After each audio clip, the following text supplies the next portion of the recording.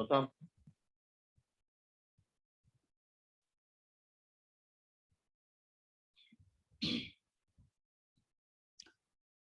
ان الحمد للہ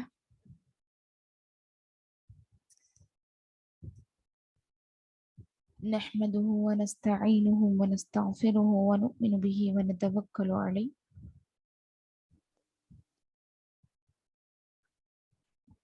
ونعوذ باللہ من شرور انفسنا ومن سیئات اعمالنا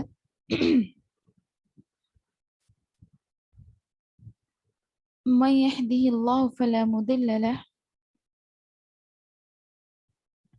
ومن يضلل فلا هادي له وأشهد أن لا إله إلا الله وحده لا شريك له وأشهد أن محمدا عبده ورسوله أما بعد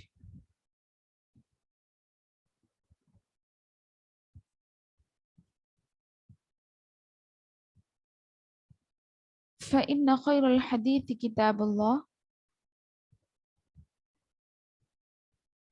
وخير الهدي هدي محمد صلى الله عليه وسلم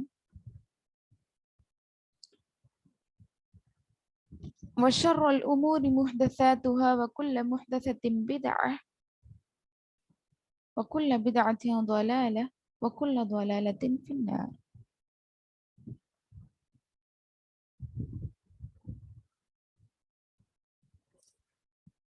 فقال الله تعالى في القرآن المجيد وفي الفرقان الحميد فأعوذ بالله من الشيطان الرجيم بسم الله الرحمن الرحيم يا أيها النبي اتق الله ولا تطع الكافرين والمنافقين إن الله كان عليما حكيما.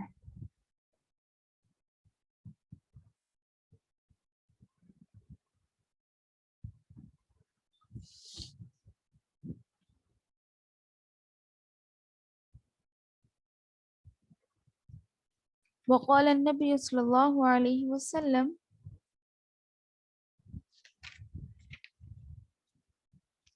الشيخ والشيخة إذا زنبا إلى الآخر. وقال النبي صلى الله عليه وسلم في موضع آخر تركت فيكم أمران لا تزلوا ما تمسكتم بهما كتاب الله وسنتي.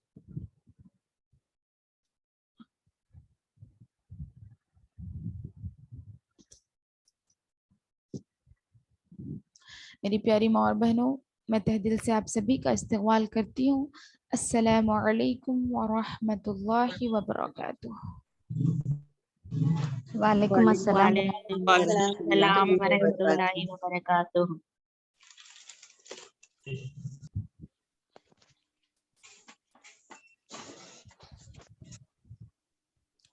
تمام تعریفیں، توصیفیں، کبریائی، بڑائی صرف اللہ رب العزت کے لیے لائق و سزاوار ہے، جس نے یہ ساری کائنات بنائی، ہم انسانوں کے جینے کے تمام سامان مہیا کیا،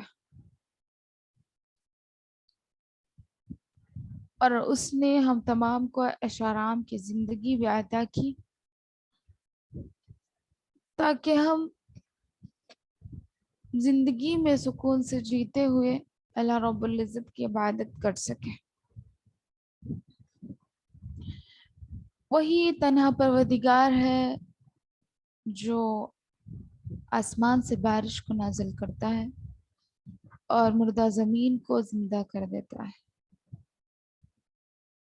وہی تنہا پروردگار ہے جو جسے چاہتا ہے اولاد کی نعمت سے نوازتا ہے، جسے چاہتا ہے اولاد کی نعمت سے چھین بھی لیتا ہے. وہ علی کل شیء قدیر ہے، اور جس پر ہمیں ہر حال میں ایمان لانا ہے، چاہے وہ ہمیں کچھ دے یا نہ دے، ہم اس کو کسی بھی حال کوس نہیں سکتے، کیونکہ زندگی ہمارے لیے آزمائش کا ذریعہ بنایا اس نے، اور ہمیں چاہیے کہ ہم اس آزمائش میں پورے اترے، کیونکہ یہ دنیا ہمارے لیے مکمل نہیں ہے، ہم یہاں ہمیشہ رہنے کے لیے نہیں آئے. تو اس وجہ سے اس کی کچھ آزمائشوں میں پورا اترتے ہوئے ہمیں اس کی بھیجی ہوئی تمام چیزوں پہ عمل کرنے کی کوشش کرنا چاہیے. انسان ہر طریقے سے پرفیکٹ نہیں ہوتا، یاد رکھیے، لیکن کچھ نہ کچھ چیزیں جو اس سے ہو سکتی ہیں اپنے آپ کو وہ اس میں لے جائیں، اپنے آپ کو ویسا بنانے کی کوشش کریں. کوشش تو کرنا چاہیے اور دعا بھی کرنا چاہیے. پہلی چیز، ہم نیک بننے کے لیے ہمارے دل میں شوق اور دعائیں ہونی چاہیے.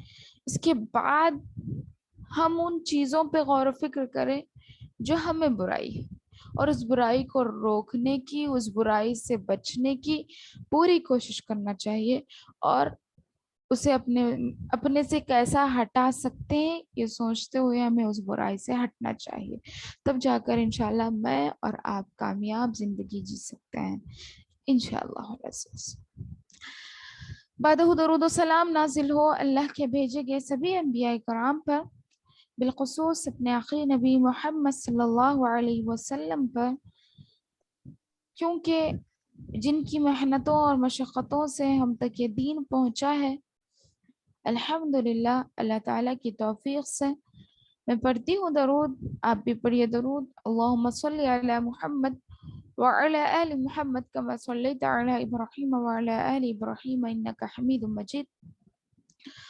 اللہم بارک علی محمد وعلی آل محمد کما بارکت علی ابراہیم وعلی آل ابراہیم انکا حمید مجید. الحمدللہ اللہ تعالیٰ کی توفیق سے میں آج آپ کے سامنے جس عنوان پر بات کروں گی وہ ہے تفسیر ترجمۃ القرآن.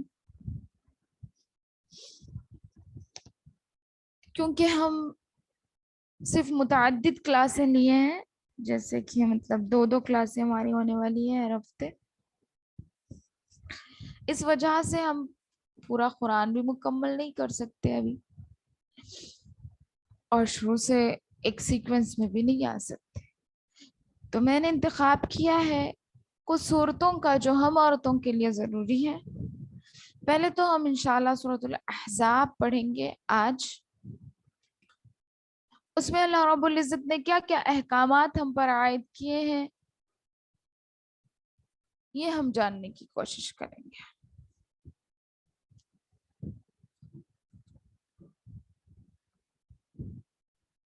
سورۃ الاحزاب سورہ نمبر 33 ہے، اس کی مکمل آیتیں 73 ہیں، 73.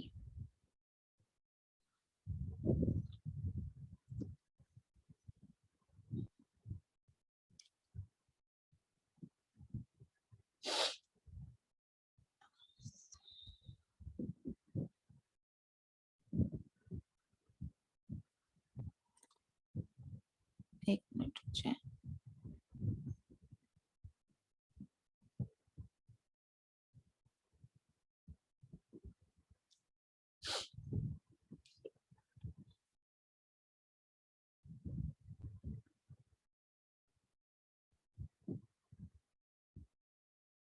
ایک منٹ.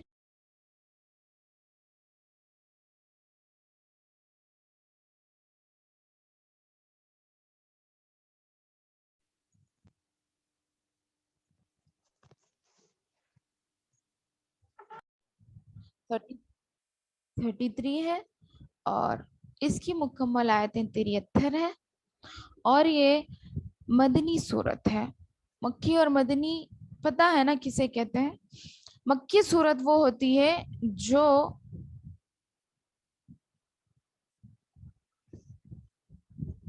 ہجرت سے پہلے نازل ہوئی ہو. نبی صلی اللہ علیہ وسلم کو ہجرت کا حکم ہوا تھا نا، تو اسے جو ہجرت سے پہلے صورتیں نازل ہوئی اسے مکی صورتیں کہا جاتا ہے، اور جو صورتیں ہجرت کے بعد نبی کریم صلی اللہ علیہ وسلم پر نازل ہوئی اسے مدنی صورتیں کہا جاتا ہے، خواہ وہ مدینے میں ہی کیوں نازل ہوئی نہ ہو. یعنی ہجرت کے بعد اگر کوئی صورت آپ صلی اللہ علیہ وسلم نے کبھی وزٹ کر لیا مکے کا، اور جب اس وقت نبی صلی اللہ علیہ وسلم مکے میں تھے، اس وقت مکے کے اطراف یا مدینے میں بھی نازل ہوئی ہو، تو اس صورت کو مدنی ہی کہا جائے گا، چاہے آپ مکے میں بھی کیوں نہ رہیں۔ ہجرت کے بعد والی صورتوں کو مدنی صورتیں کہا جاتا ہے اور ہجرت سے پہلے والی صورتوں کو مکی صورتیں کہا جاتا ہے۔ دیکھیے آپ لوگ نا میری بات کو غور سے سنیں، آواز میری صحیح نہیں ہے؟ ہاں سسٹرس؟ الحمدللہ باجی۔ اچھا ٹھیک ہے، کلیئر ہے نا؟ الحمدللہ جی۔ میرے انشاءاللہ آج جتنا ہم پڑھیں گے اس پر میں آپ لوگوں سے سوال بھی کروں گی، کچھ سوالات ہوم ورک کے طور پر آپ کو دوں گی بھی انشاءاللہ، یا پھر کل کی دوسری کلاس جو ہوگی ہماری، کل یا پرسوں جو بھی کلاس ہوگی اس میں آپ سے جواب بھی پوچھوں گی، کیونکہ ہم یہاں پر حاضر دماغ رہیں گی۔ اللہ تعالیٰ کا کچھ کلام سیکھ رہے ہیں تو ہم کیا کریں گے، کچھ اس پر غور و فکر کریں گے، تدبر کریں گے، کیونکہ اللہ رب العزت نے ان لوگوں کی بہت زیادہ تعریف کی ہے قرآن میں جو یتفکرون ہے، قرآن کی آیتوں پر غور و فکر کرتے ہیں۔ جیسے سورہ آل عمران کی ایک آیت میں کیا فرماتے ہیں اللہ تعالیٰ، الذین یذکرون اللہ قیاما وقعودا وعلی جنوبہم ویتفکرون فی خلق السماوات والارض۔ جو لوگ اللہ کا ذکر کرتے ہیں کب؟ کھڑے کھڑے، بیٹھے بیٹھے، لیٹے لیٹے، یعنی ہر کروٹ پر اللہ کا ذکر کرتے ہیں۔ وعلی جنوبہم، اور کیا فرمایا آگے، وَيَتَفَكَّرُونَ فِي خَلْقِ السَّمَاوَاتِ وَالْأَرْضِ، اور جو لوگ کیا کرتے ہیں، غور و فکر کرتے ہیں اللہ کی بنائی ہوئی چیزوں پر، آسمان و زمین کی تخلیق پر، اور غور و فکر کرنے کے بعد ان کا کیا نتیجہ ہوتا ہے پتہ ہے؟ وہ خود اپنے دل، اپنی زبان سے بول اٹھتے ہیں، ربنا، اے ہمارے پروردگار، ما خلقت هذا باطلا، تو نے ان تمام چیزوں کو باطل طریقے سے ہرگز نہیں پیدا کیا۔ ان لوگوں کا خود یہ کہنا ہوتا ہے کہ تو نے یہ تو جو چیز بھی اللہ تعالیٰ نے دنیا میں بنایا ہے، ہم انسانوں کی سہولت کے لیے یا پھر ہمارے چوپاہوں کی سہولت کے لیے، تو یہ تمام چیزیں اللہ رب العزت نے بیکار یا بے معنی، بے فائدہ نہیں بنایا۔ اس وجہ سے ہمیں فائدہ یہ ہوگا تدبر کرنے سے، غور و فکر کرنے سے، کہ ہمارے دل میں ایمان بھرے گا، ایمان ایسا بھرے گا کہ ایمان والے کیا کہے وہاں پر، ربنا ما خلقت هذا باطلا، تو نے ان تمام چیزوں کو باطل طریقے سے نہیں پیدا کیا، بیکار ایسے نہیں پیدا کر دیا، بلکہ اس کے پیچھے کچھ بڑا مقصد ہے۔ سبحانک فقنا عذاب النار، بے شک تو پاک ہے ان تمام چیزوں سے، کیا فرمایا، ان تمام چیزوں سے جو یہ لوگ تیرے ساتھ شریک ٹھہراتے ہیں۔ سبحانہ و تعالی عما یشرکون، اور اس طرح کے بہت سے الفاظ قرآن میں دوسری جگہ بھی آئے ہیں۔ پھر اس کے بعد سبحانہ وقنا عذاب النار، آگے سے کیا دعا کر رہے ہیں کہ اللہ مجھے جہنم کے عذاب سے بچا لے۔ یعنی غور و فکر کرنے کا، قرآن کی ایک ایک آیت پر تدبر کرنے کا فائدہ مجھے اور آپ کو ہی ہوگا، کیونکہ ہم اپنی زندگی کے مقصد کو سمجھ سکیں گے۔ پہلی چیز ہم کو مقصد زندگی سمجھنا چاہیے کہ ہماری زندگی کا مقصد آخر ہے کیا۔ ہم دنیا میں آئے، کھائیں گے، پیئیں گے، سوئیں گے، اٹھیں گے، لوٹیں گے، کام کریں گے، پیسہ کمائیں گے، پھر ختم ہو جائیں گے اس دنیا سے۔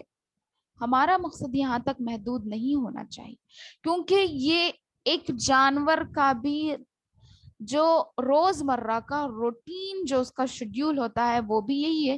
آج کل انسانوں کا بھی یہی ہے، فرق صرف اتنا ہے انسان پیسے کمانے کی دوڑ دھوپ کرتا ہے، لیکن جانور صرف چارہ چننے کی دوڑ دھوپ کرتا ہے۔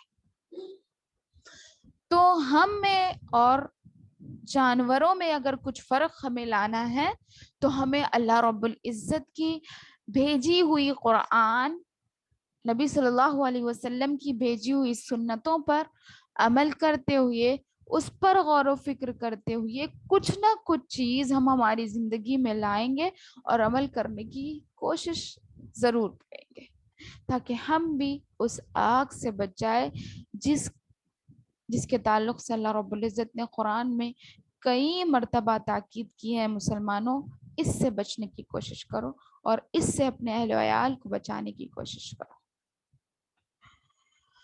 اللہ رب العزت سے دعا ہے کہ اللہ تعالیٰ جو میں آج آپ کے سامنے تفسیر پیش کرنے والی ہوں یا پھر ترجمہ پیش کرنے والی ہوں، اللہ میرے دل و ذہن کو کھول دے، میری زبان کو بھی کھول دے کہ میں آپ کے سامنے حق رکھ سکوں، باطل سے بچ سکوں اور آپ خود بھی اس پر عمل کر سکیں۔ اللہم ارنا الحق حقا وارزقنا اتباعہ وارنا الباطل باطلا وارزقنا اجتنابہ۔ چلیے الحمدللہ، تو غور و فکر کریں، کچھ سوالات میں بھی کروں گی، آپ اس کا جواب دیں۔ 2-4 سوال انشاءاللہ رہیں گے، اس پر آپ ہو سکے تو ٹائپ کر کے گروپ میں بھی بھیج سکتے ہیں یا پھر آپ آن لائن ایسے بھی جواب دے سکتے ہیں، آپ کی مرضی ہے۔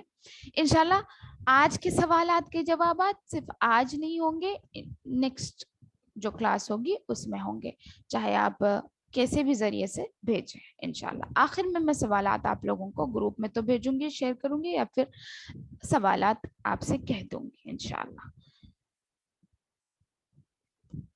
ابھی چلتے ہیں، بسم اللہ الرحمن الرحیم۔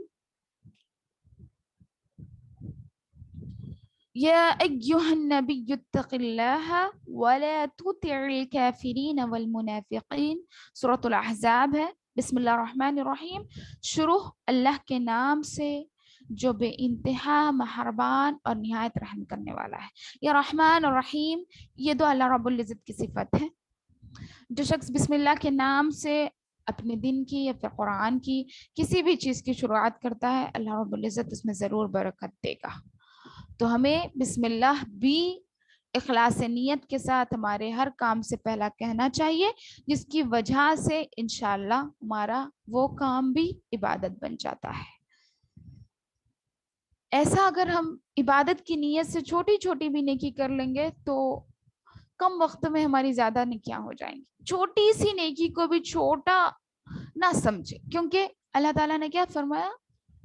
فَمَن يَعْمَلْ مِثْقَالَ ذَرَّةٍ خَيْرًا يَرَهُ وَمَن يَعْمَلْ مِثْقَالَ ذَرَّةٍ شَرًّا يَرَهُ۔ ذرہ برابر، ذرہ کسے کہتے ہیں پتہ ہے؟ ذرہ برابر بھی اگر کسی نے نیکی کی ہے تو اس کا بدلہ اس کو ضرور ملے گا۔ وَمَن يَعْمَلْ مِثْقَالَ ذَرَّةٍ شَرًّا يَرَهُ، اور جس نے ذرہ برابر بھی بدی کی ہوگی اس کا بدلہ بھی اسے ضرور ملے گا۔ تو یہاں پر جو ذرے کی بات ہوئی وہ ایسا ہے، یعنی دنیا کی اتنی ہلکی چیز جس کا کوئی ویٹ نہیں ہوتا، ویٹ لیس چیز جسے ہم کہیں گے آج کے دور میں، آج کے پیمانے میں۔ یا نبی صلی اللہ علیہ وسلم نے کیا فرمایا ذرے کی تفسیر میں، کہ ذرہ اس چیز کو کہتے ہیں جس کے 2 ٹکڑے نہیں کیے جا سکتے۔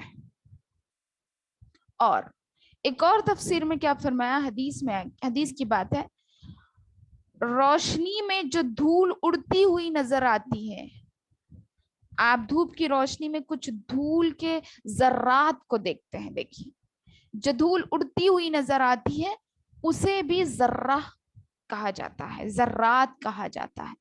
تو سوچئے ذرہ کتنی چھوٹی چیز ہے۔ تو یہ جو چھوٹی چیز ہے بسم اللہ، ہم جو ہر کام سے پہلے کہیں گے اخلاص نیت کے ساتھ، یہ نہ ہو ہماری نیت کے لوگ کہیں ماں بچی کتنی نیک ہے، ایسا نہیں، بلکہ ہماری نیت صاف ہو، اللہ کے لیے خالص ہو، اور ہماری یہ نیت ہو کہ اللہ اس کام میں میرے اور آپ کے لیے برکت دے۔ تو اس نیت سے اگر ہم کریں گے تو یہ بسم اللہ بھی ہمیں جنت میں لے جانے کے لیے کام کرے گا، ہماری نیکیوں کو بھرے گا انشاءاللہ، انشاءاللہ ثم انشاءاللہ۔ تو چلیں الحمدللہ، ہر نیکی کو نیکی سمجھ کر کرنا چاہیے، اس کا ثواب ہمیں ملے گا یہ سمجھتے ہوئے کرنا چاہیے۔ اللہ مجھے اور آپ کو توفیق دے۔ ہم جو بیٹھ رہے ہیں اب اللہ کا ذکر کرنے کے لیے، اللہ اس پر بھی مجھے اور آپ کو اجر ثواب عطا کریں۔ ہمارا یہ وقت بھی نام اعمال میں، یعنی نیک لوگوں میں، نیک اعمال میں لکھا جائے انشاءاللہ. یا ایھا النبی، اے نبی صلی اللہ علیہ وسلم، کیونکہ قرآن کس پر نازل ہوا؟ اللہ کے نبی صلی اللہ علیہ وسلم پر. تو اس کی ہر بات چاہے ڈائریکٹ ہو چاہے انڈائریکٹ ہو، تمام کی تمام باتیں نبی کریم صلی اللہ علیہ وسلم کو ڈائریکٹ بتائی جا رہی ہے. اور اس کے ساتھ ساتھ امت مسلمہ کے لیے یہ تمام چیزیں کیا ہے؟ یہ تمام چیزیں امت مسلمہ کے لیے بھی ایک حکم کے تحت ہے، احکام الہیہ ہے، جو امت مسلمہ پر بھی یہ تمام احکامات عائد ہوتے ہیں. کیونکہ نبی صلی اللہ علیہ وسلم پر قرآن کے اتارنے کا اللہ تعالیٰ کا کیا مقصد تھا؟ کہ آپ لوگوں تک یہ چیز کو پہنچا دو، یا پھر لوگوں کو یہ چیز کہہ دو. لوگوں تک ان تمام چیزوں کو پہنچا دینا نبی صلی اللہ علیہ وسلم کی تبلیغ کا کام تھا. تو اس وجہ سے ہم یہ سمجھیں گے کہ جو قرآن کے احکامات ہیں وہ صرف نبی صلی اللہ علیہ وسلم تک محدود نہیں، بلکہ ہم مسلمانوں کے لیے بھی ہے، بلکہ قیامت تک آنے والے ہر فرد کے لیے قرآن فرض ہے، نبی صلی اللہ علیہ وسلم پر ایمان لانا فرض ہے. جیسے دیکھیں، یا ایھا النبی، اے نبی صلی اللہ علیہ وسلم، اتقی، ڈرو. اتقی کا معنی ہوتا ہے تقا. یہ امر کا صیغہ ہے. یہاں پر اللہ تعالیٰ فرماتے ہیں اتقی، ڈرو، اللہ، اللہ سے. اے نبی اللہ سے ڈرو، ولا، و، اور، لا، نہیں، تطع یہ جو ہوتا ہے یہ فعل نہیں ہے جس میں کسی کام سے روکا جاتا ہے. فعل یعنی کسی کام کا حکم دیا جانا، اور فعل نہیں یعنی کسی کام سے روکا جانا. تو یہاں پر اتق اللہ، اللہ سے ڈرو، اور پھر منع کیا جا رہا کس چیز سے؟ ولا تطع، بلکہ تطع یعنی اطاعت نہ کرو، الکافرین، تطع الکافرین، کافروں کی. کافر یہ کفر سے بنا ہوا ہے، یعنی نافرمان شخص. اور عام زبان میں کافر اس کو کہا جاتا ہے جو اللہ تعالیٰ پر ایمان نہیں لایا. ٹھیک ہے. کافرین یہ جمع کا صیغہ ہے، یعنی مکمل کافر سب اس میں آ گئے. یہ سنگولر پلورل ہے. والمنافقین، اور نفاق جس کے دل میں بیماری ہے. نفاق کہتے ہیں جس کے دل میں بیماری، یعنی جو دو زبان بولتا ہو، جو کیا کرتا ہو؟ دو زبان بولتا ہو، اور نبی صلی اللہ علیہ وسلم کے سامنے مسلمان ہونے کا ایکٹ کرتا، لیکن پیچھے جا کر مشرکوں کا، کافروں کا ساتھ دیتے ہوئے مسلمانوں کا مذاق اڑاتا. اسے منافق کہتے ہیں. منافق کی کچھ خصلتیں بھی ہیں. اگر ہم میں وہ خصلتیں ہیں تو ہمارے اندر منافق کی ایک خصلت ہے. ٹھیک ہے. تو نفاق کی بیماری ہمارے اندر نہیں ہونی چاہیے. جیسے کیونکہ ہم پڑھ ہی رہے ہیں، ایک آیت پڑھیں گے لیکن اس کو ہماری زندگیوں سے استدلال کرتے ہوئے چلیں گے، ہماری زندگیوں سے جوڑتے ہوئے چلیں گے تاکہ ہم میں کچھ نہ کچھ عمل آئے. ہم پڑھیں گے کیونکہ دیکھیے زندگی میں ایسا ہوتا ہے، ہم قرآن پڑھتے ہیں، قرآن کا ترجمہ سنتے ہیں، ڈیلی ہمارا یہ روٹین میں بھی یہ عمل ہوتا ہے، لیکن ہم غور و فکر کبھی نہیں کرتے. صرف سنتے سنتے سند ہو جاتے ہیں، لیکن ہمارے دل و دماغ پر کوئی بات اثر نہیں کرتی. کیوں ہم غور و فکر نہیں کرتے. تو ہم آج غور و فکر کرنے کے لیے بیٹھے ہیں. تو میں آپ کے سامنے ہر چیز کی تفسیر بیان کرتے ہوئے چلوں گی تاکہ غور و فکر کرنے سے ہمیں فائدہ ہو، ہماری زندگیوں پہ کچھ اثر کرے. تو یہ منافق جو ورڈ یہاں پر آیا، یعنی کافر اور منافق کی پیروی تم نہ کرو. اللہ کے نبی صلی اللہ علیہ وسلم کو کہا جا رہا ہے. تو منافق جو تھا، منافقین جو ہوتے ہیں وہ نبی کریم صلی اللہ علیہ وسلم کو دھوکہ دیا کرتے تھے کہ دل میں ایک چیز اور زبان پر ایک چیز. آج بھی دیکھیں ہمیں بہت ساری خصلتیں ایسی ہوں گی. حدیث سے تو ہمیں 4 خصلتیں معلوم ہوتی ہیں، لیکن اس کے علاوہ اور بھی خصلتیں ہیں جو ہم میں ہیں، اگر ہم غور و فکر کریں تو ہمیں پتا چلے گا، وہ میں آپ کے سامنے رکھنے کی کوشش کروں گی۔ پہلے تو میں آپ لوگوں میں سے کسی سے سوال کروں گی کہ منافق کی خصلتیں کیا ہے، کوئی مجھے بتائیں، جلدی بتائیں۔ السلام علیکم میم۔ وعلیکم السلام۔ پیر اور مشرقوں کے ساتھ رہتے لیکن محمد صلی اللہ علیہ وسلم کے ساتھ رہے جیسا خالی دکھاوا کرتے۔ ہاں صحیح ہے، لیکن اس کے ساتھ ساتھ حدیث سے منافق کی 4 خصلتیں ہیں، وہ کیا خصلتیں ہوں گی، کسی کو پتا ہے؟ اگر کسی کو پتا ہے آپ میں سے تو بتائیں۔ جھوٹ بولتا ہے منافق۔ جی،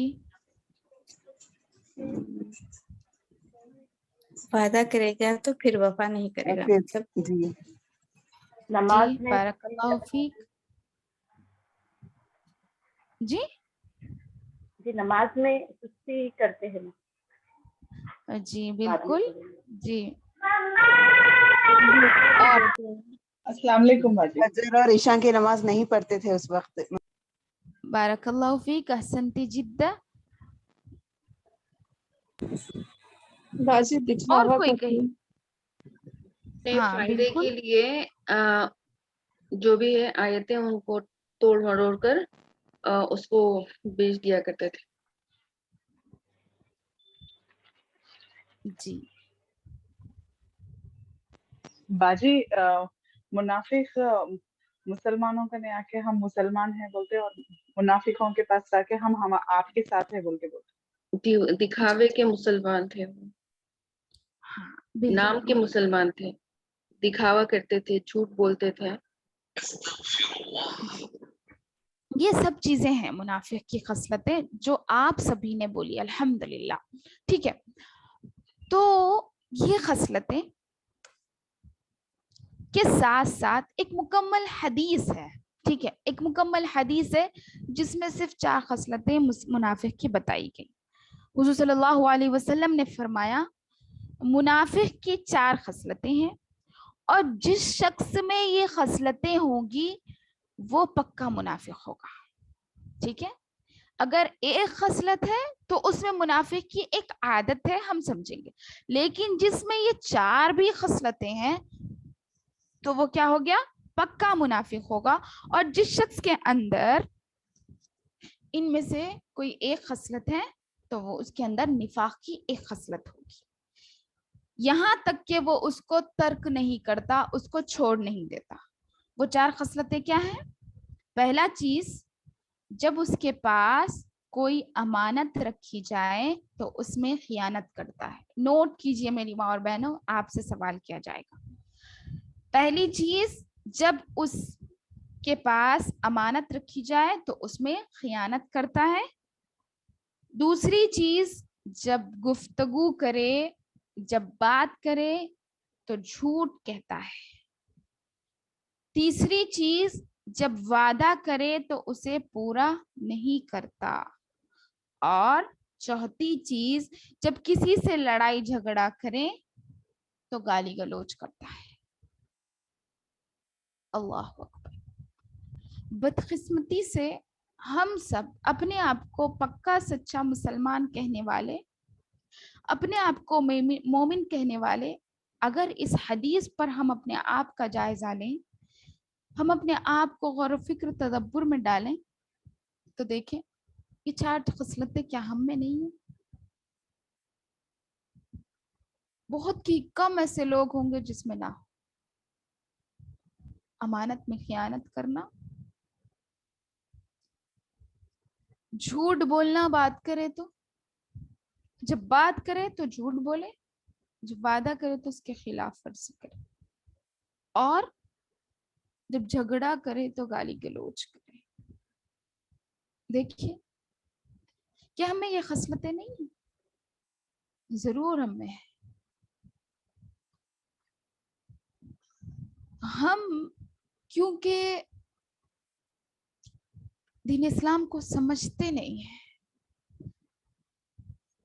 صرف ہم علم حاصل کر لیتے ہیں، اپنے اندر وہ چیزیں ہیں یا نہیں ہے وہ ہم غور و فکر یا تدبر نہیں کرتے۔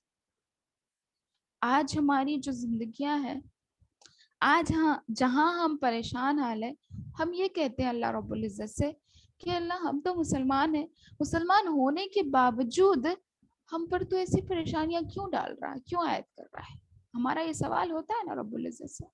تو آپ یہاں غور و فکر کریں، کیا ہم مسلمان ہیں یا منافق؟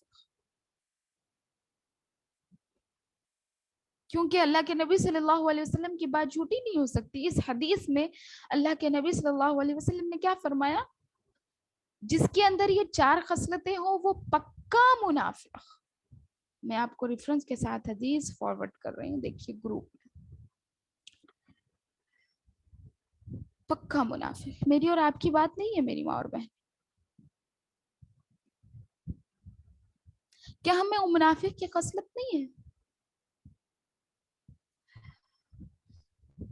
معاذ اللہ، اللہ ہم سب کو ہدایت دے. اللہم اہدنا الصراط المستقیم.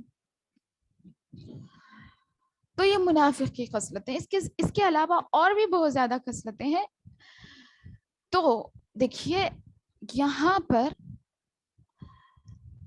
ایک اور چیز جو ابھی کسی سسٹر نے بتایا کہ وہ جب نماز پڑھتے تو کس مساتے ہوئے. کیا فرمایا؟ قرآن کی کچھ آیت ہے، 1 منٹ. قاموا الی الصلاۃ قاموا کسالى، کچھ ایسی آیت ہے. یعنی جب وہ نماز کے لیے ٹھہرتے ہیں تو کس مساتے ہوئے ٹھہرتے. کسالہ ورڈ اللہ تعالیٰ نے استعمال کیا، یعنی ایک دم سستی اور کاہلی کے ساتھ جب نماز کے لیے ٹھہرتے ہیں تو سستی اور کاہلیوں کے ساتھ. منافق کی خصلت اللہ تعالیٰ نے بیان کی ہے، شاید سورہ بقرہ کی آیت ہے.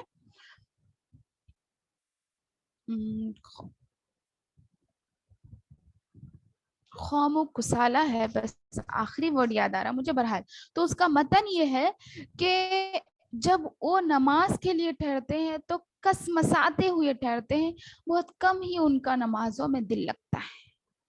یہ منافق کی خصلت اللہ تعالیٰ نے بیان کی. ہم جائزہ لیں ہم اپنے آپ کا. اب یہاں پر کیا ہم کس مساتے نہیں ہیں نماز کے لیے ٹھہرنا؟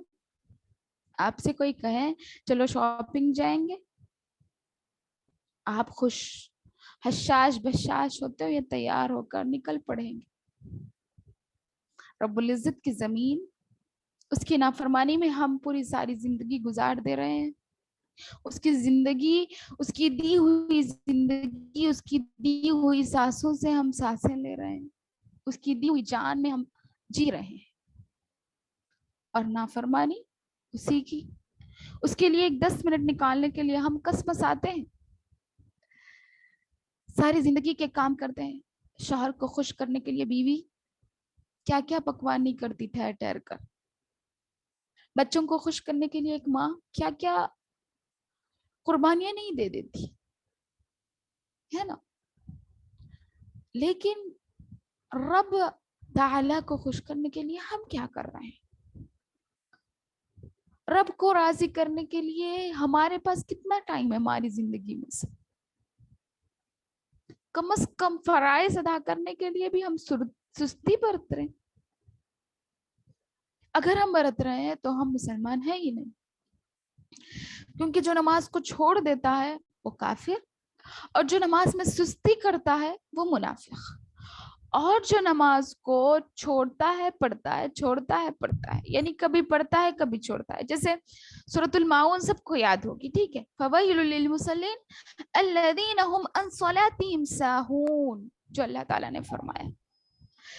نمازی ہے ایسے مسلمان شخص کے لیے، ایسی نمازی کے لیے جس کے لیے ویل بتایا، خرابی جہنم کا ایک گڑھے کا نام ویل ہے، اور خرابی اس کا لغوی معنی ہے. تو اللہ تعالیٰ یہاں کیا بتا رہے؟ خرابی ہے ایسے شخص کے لیے جو کیا، ایسے نمازی کے لیے خرابی ہے. اللہ تعالیٰ نے فرمایا ہم عن صلاتہم ساہون، جو نمازوں کو کبھی پڑھتا ہے کبھی چھوڑتا ہے. اب بتائیے آپ نے، میں اور آپ نے، میں کوئی نیک بندی نہیں ہوں، میں بھی تو گنہگار ہوں، تو میں اور آپ نے کیا کیا؟ نماز کو کیا کیا؟ نماز کو میں اور آپ نے فراغت کے وقت میں پڑھنے والی چیز ایسا اپنے ذہن میں ہم بٹھا لیے، جب ہم فارغ رہیں گے تبھی پڑھیں گے. ارے بزی ہے بھائی، نہیں ہو سکتا نماز پڑھنا. اللہ تعالیٰ انہی کے لیے فعل بتا رہا ہے جو کبھی پڑھتے ہیں اور کبھی چھوڑتے ہیں، اور جو ہمیشہ کے لیے چھوڑ دے نماز ان کا کیا ہوگا؟ بس واللہ اعلم بالصواب. اور کیا فرمایا؟ ساہون، جو اللہ رب العزت نے بتایا، یعنی جو کبھی پڑھے کبھی چھوڑ دیں. اگر ہم میں یہ خصلت ہے تو ہم مسلمان نہیں. اور آگے اسی آیت میں الذین هم یراؤون، اسی صورت میں سورۃ الماعون کیا فرمایا؟ الذین هم یراؤون، اور جو دکھاوے کے لیے نماز پڑھتے ہیں. یہ بھی منافق کی خصلت ہے، کیونکہ اللہ کو راضی کرنے والا شخص رات کے اندھیرے میں بھی اللہ رب العزت کی عبادت کر لیتا ہے، اور اس کا دل اللہ سے جڑا ہوا ہوتا ہے، اللہ کی محبت سے پر نور ہوتا ہے، لبریز ہوتا ہے. اور ایک بھی وہ نیکی کرتا ہے، چھوٹی سی چھوٹی نیکی، تو اس کا گواہ صرف اللہ رب العزت کو بنا لیتا ہے. کسی اور کو گواہ بنانے کی اسے ضرورت نہیں پڑتی. کیوں؟ کیونکہ ہماری ہر نیکی کے لیے اللہ رب العزت کافی ہے، کسی اور کو ہم گواہ نہیں بنائیں گے. لیکن میں اور آپ گواہ بناتے ہیں، جیسے ہم ہمارے گھر والوں کو دکھانے کے لیے، ہم ایک نیک بیوی ہے اس وجہ سے. اور کچھ مائیں ہوتی ہیں جو اپنی اولاد کو صرف شادی سے پہلے، شادی کے 7 بعد جب تم سسرال جاتی تو پہلے نمازاں پڑھنا. ماؤں کی یہ سیکھ ہوتی ہے اپنی اولاد کے لیے. دیکھیں اللہ کی معرفت کروانا ماؤں کا کام ہے، لیکن ہم کیا کر رہے ہیں؟ دکھاوا کروا رہے اپنی اولاد سے. کیا ہوگا میرا اور آپ کا ٹھکانہ؟ جہنم میں. اللہم احفظنا من کل بلاء الدنیا وعذاب الآخرہ. بس اللہ ہم سب کو ہدایت دے، منافق کے خصلتوں سے ہمیں بچا لے، جھوٹ بولنے سے ہمیں بچا لے، اور وعدہ خلافی کرنے سے، اس کے ساتھ ساتھ امانت میں خیانت کرنے سے اور گالی گلوچ سے تو ہم اپنے آپ کو بچا کے رکھ ہی سکتے ہیں، لیکن یہ عادت سے ہم بچتے نہیں ہیں. یاد رکھیں. دیکھیے 4 خصلتیں بھی ہمارے اندر بھر گئی اور کوٹ کے ہیں. روز مرہ کی زندگی میں ہمارے اندر یہ 4 خصلتیں. ہم منافق ہونے کے ساتھ ساتھ اللہ تعالیٰ کی عبادت کیسے کر رہے ہیں بتائیں. بس اللہ میں ہدایت دے. ہاں، تو یہاں پر اللہ تعالیٰ نے اس آیت کریمہ میں نبی کریم صلی اللہ علیہ وسلم کو کافروں اور منافقوں کی اتباع و پیروی سے روکا ہے. وَلَا تُطِعِ الْكَافِرِينَ وَالْمُنَافِقِينَ، مت کرو اے نبی صلی اللہ علیہ وسلم آپ پیروی یا پھر آپ اتباع یا ان کے نقش قدم مت چلو. اتنے معنی آتے ہیں تطیع کے، پیروی کرنا، اتباع کرنا، نقش قدم پر چلنا، پے در پے چلنا. نقش قدم کسے کہتے ہیں؟ جو قدم آپ ڈال رہے ہو پیچھے پیچھے ان کے قدم ڈالنا، اس کا نام ہے اتباع. تطیع جو عربی ورڈ نکلتا ہے ڈکشنری میں، اس کا معنی یہی ہے کہ پے در پے چلنا، قدم قدم ملانا، قدم سے قدم ملانا. تو یہاں پر بھی وہی معنی ہے وَلَا تُطِعِ الْكَافِرِينَ وَالْمُنَافِقِينَ، کہ آپ منافقین اور کافرین کی اتباع یا پیروی نہ کرو. ان اللہ کان علیما حکیما، بے شک اللہ تعالی کانا، یہ ماضی استمراری ہے جس کا معنی یعنی پاسٹ کنٹینیوس، جسے ہم کہتے ہیں انگلش میں. ٹھیک ہے، یعنی پاسٹ سے لیتا ہوا فیوچر میں بھی آئے گا، پریزنٹ میں بھی رہے گی وہ چیز. یہاں پر اللہ تعالیٰ یعنی بے شک اللہ تعالیٰ حکیم اور علیم ہے. حکیم حکمت والا، اور علیم یعنی جاننے والا، ہر چیز کا جاننے والا. یہ بے شک اللہ تعالیٰ کے دونوں نام ہیں، اور اس میں صفات بیان ہو رہی کیونکہ اللہ تعالیٰ ہمیشہ سے ہے اور رہے گا. اب بھی ہے, پریزنٹ میں بھی ہے, پاسٹ میں بھی تھا اور آگے بھی رہے گا. تو یہاں پر اللہ کی صفت کے ساتھ کانا جو ماضی استمراری کا لگایا گیا, اس میں یہ بات ہے کہ اللہ تعالیٰ پہلے سے بھی حکیم ہے, ابھی بھی ہے اور آگے بھی رہے گا. علیم اور حکیم, جاننے والا اور حکمت والا. ٹھیک ہے. پھر فرمایا آگے کی آیت میں وَاتَّبِعْ, آپ پیروی کرو. یہ ماضی فعل امر ہے. فعل امر یعنی حکم دیا جا رہا کہ آپ پیروی کرو. ماں دیکھیے میری ماں اور بہنوں, یہ جو ماں ورڈ ہوتا ہے قرآن میں 4 قسم سے استعمال ہوتا ہے, 4 یا 3 قسم سے استعمال ہوتا ہے. یعنی ماں کا معنی کبھی نہیں کے ہوتا, کبھی ماں کا معنی کبھی نہیں سے ہوتا, کبھی جو سے ہوتا, اور کبھی کیا سوالیہ انداز میں کیا سے ہوتا. لیکن یہاں پر ماں کا معنی جو استعمال ہوا ہے. کیا فرمایا اللہ تعالیٰ نے وَاتَّبِعْ, بس پیروی کرو. بسم اللہ.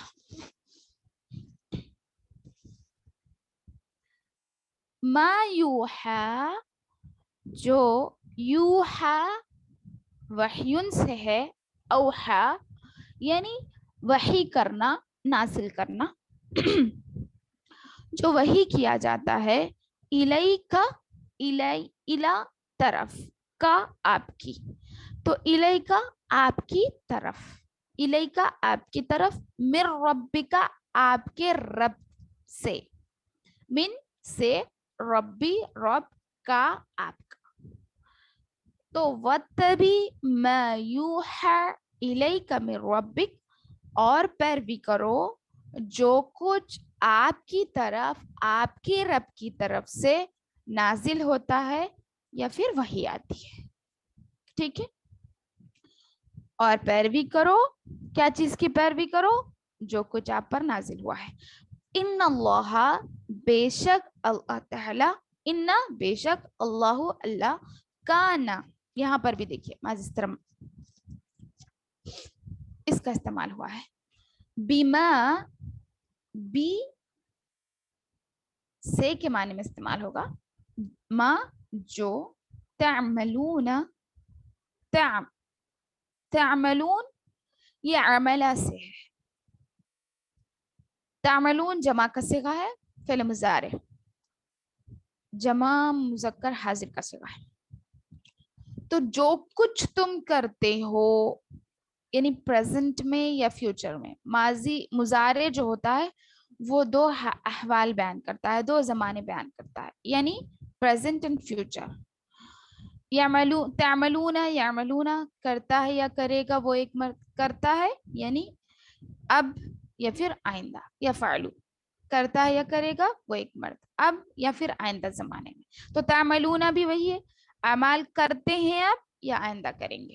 جو بھی عمل ہے اس کی زندگی میں وہ اللہ رب العزت خبیرہ کرا ہے. خبرہ یعنی خبر رکھنا, خبیرہ یہ نیوز سے ہے, نیوز خبرہ جو بولتے ہیں نا, خبر نیوز, اسی سے خبیرہ اسم فاعل, یعنی کیا کرتا ہے, خبردار ہے, ان تمام چیزوں سے باخبر ہے. پھر وَتَوَكَّلْ عَلَى اللَّهِ, اور توکل رکھو اللہ تعالی پر. وَتَوَكَّلْ عَلَى اللَّهِ, اور توکل رکھو, بھروسہ رکھو. یہ بھی امر کا صیغہ ہے. توکل آخر میں جو جزم آیا یہ سائن ہے امر کی. تو وَتَوَكَّلْ عَلَى اللَّهِ, اللہ پر بھروسہ رکھو, توکل رکھو. وَكَفَى بِاللَّهِ وَكِيلًا, اور کفا کافی ہے, کافی ہے, کفا کافی ہے, باللہ اللہ تعالی, وکیلا کارساز کے لیے. کارساز بگڑی بنانے والا, یعنی کفا کافی ہے, وکیلا کارساز ہونے کے لیے. یعنی جو شخص اللہ تعالیٰ پر بھروسہ رکھتا ہے اللہ تعالیٰ اس کے لیے کافی ہو جاتا ہے.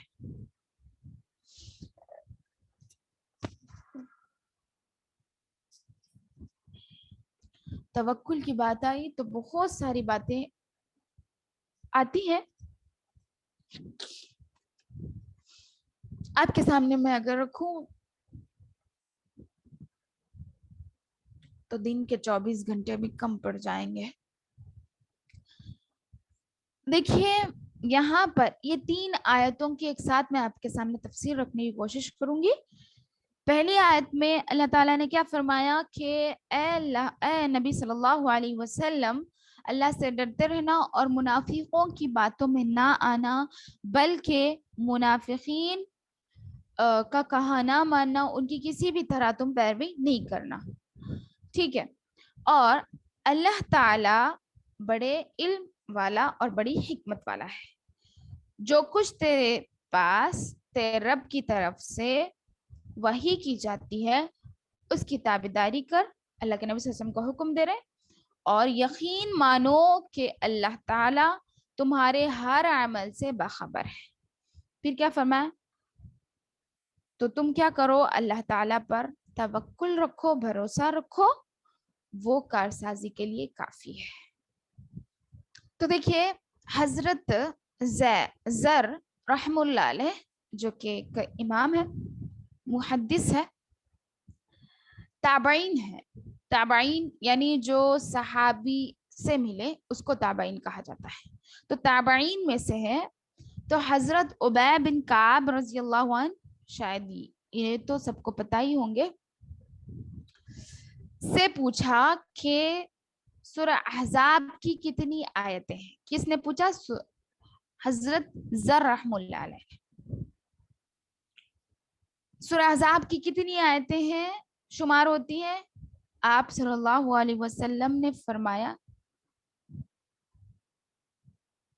آپ رضی اللہ عنہ، یعنی صلی اللہ علیہ وسلم نہیں، غلطی سے میری زبان سے صلی اللہ علیہ وسلم آ گیا، یعنی آپ رضی اللہ عنہ یعنی کعب ابی رضی اللہ عنہ.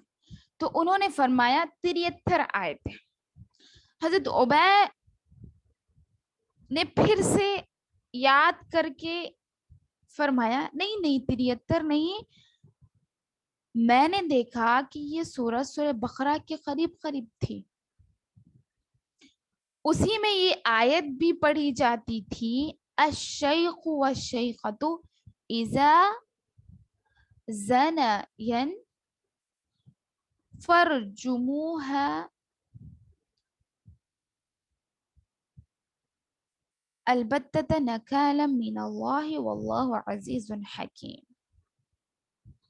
یعنی کچھ آیتیں دیکھیے، تو اس آیت کا ترجمہ کیا ہے؟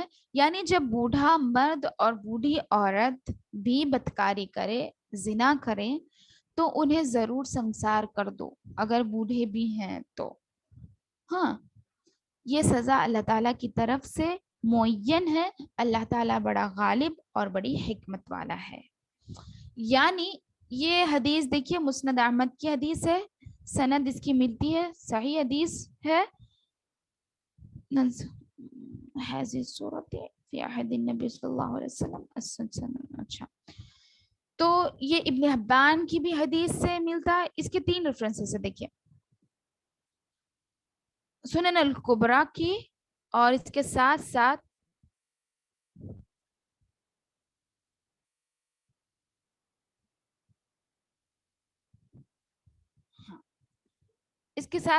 ابن حبان کی ہے.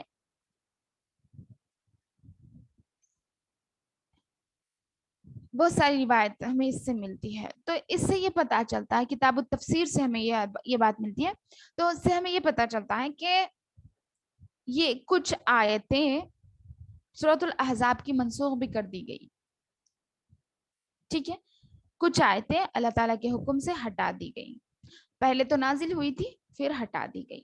تو حضرت زر رضی اللہ رحم اللہ علیہ نے حضرت ابی بن کعب سے پوچھا تو ابی بن کعب نے یہ جواب دیا ان کو کہ اللہ تعالیٰ نے اتنی آیتیں رکھی تھی، ایسی آیتیں تھی، بلکہ سورۃ الاحزاب کی تو 73 آیتیں نہیں، بلکہ یہ تو قریب سورۃ البقرہ کی تھی، لیکن اس کی کچھ آیتیں ہٹا دی گئی، اللہ کی جانب سے منسوخ کر دی گئی. اس طرح. اور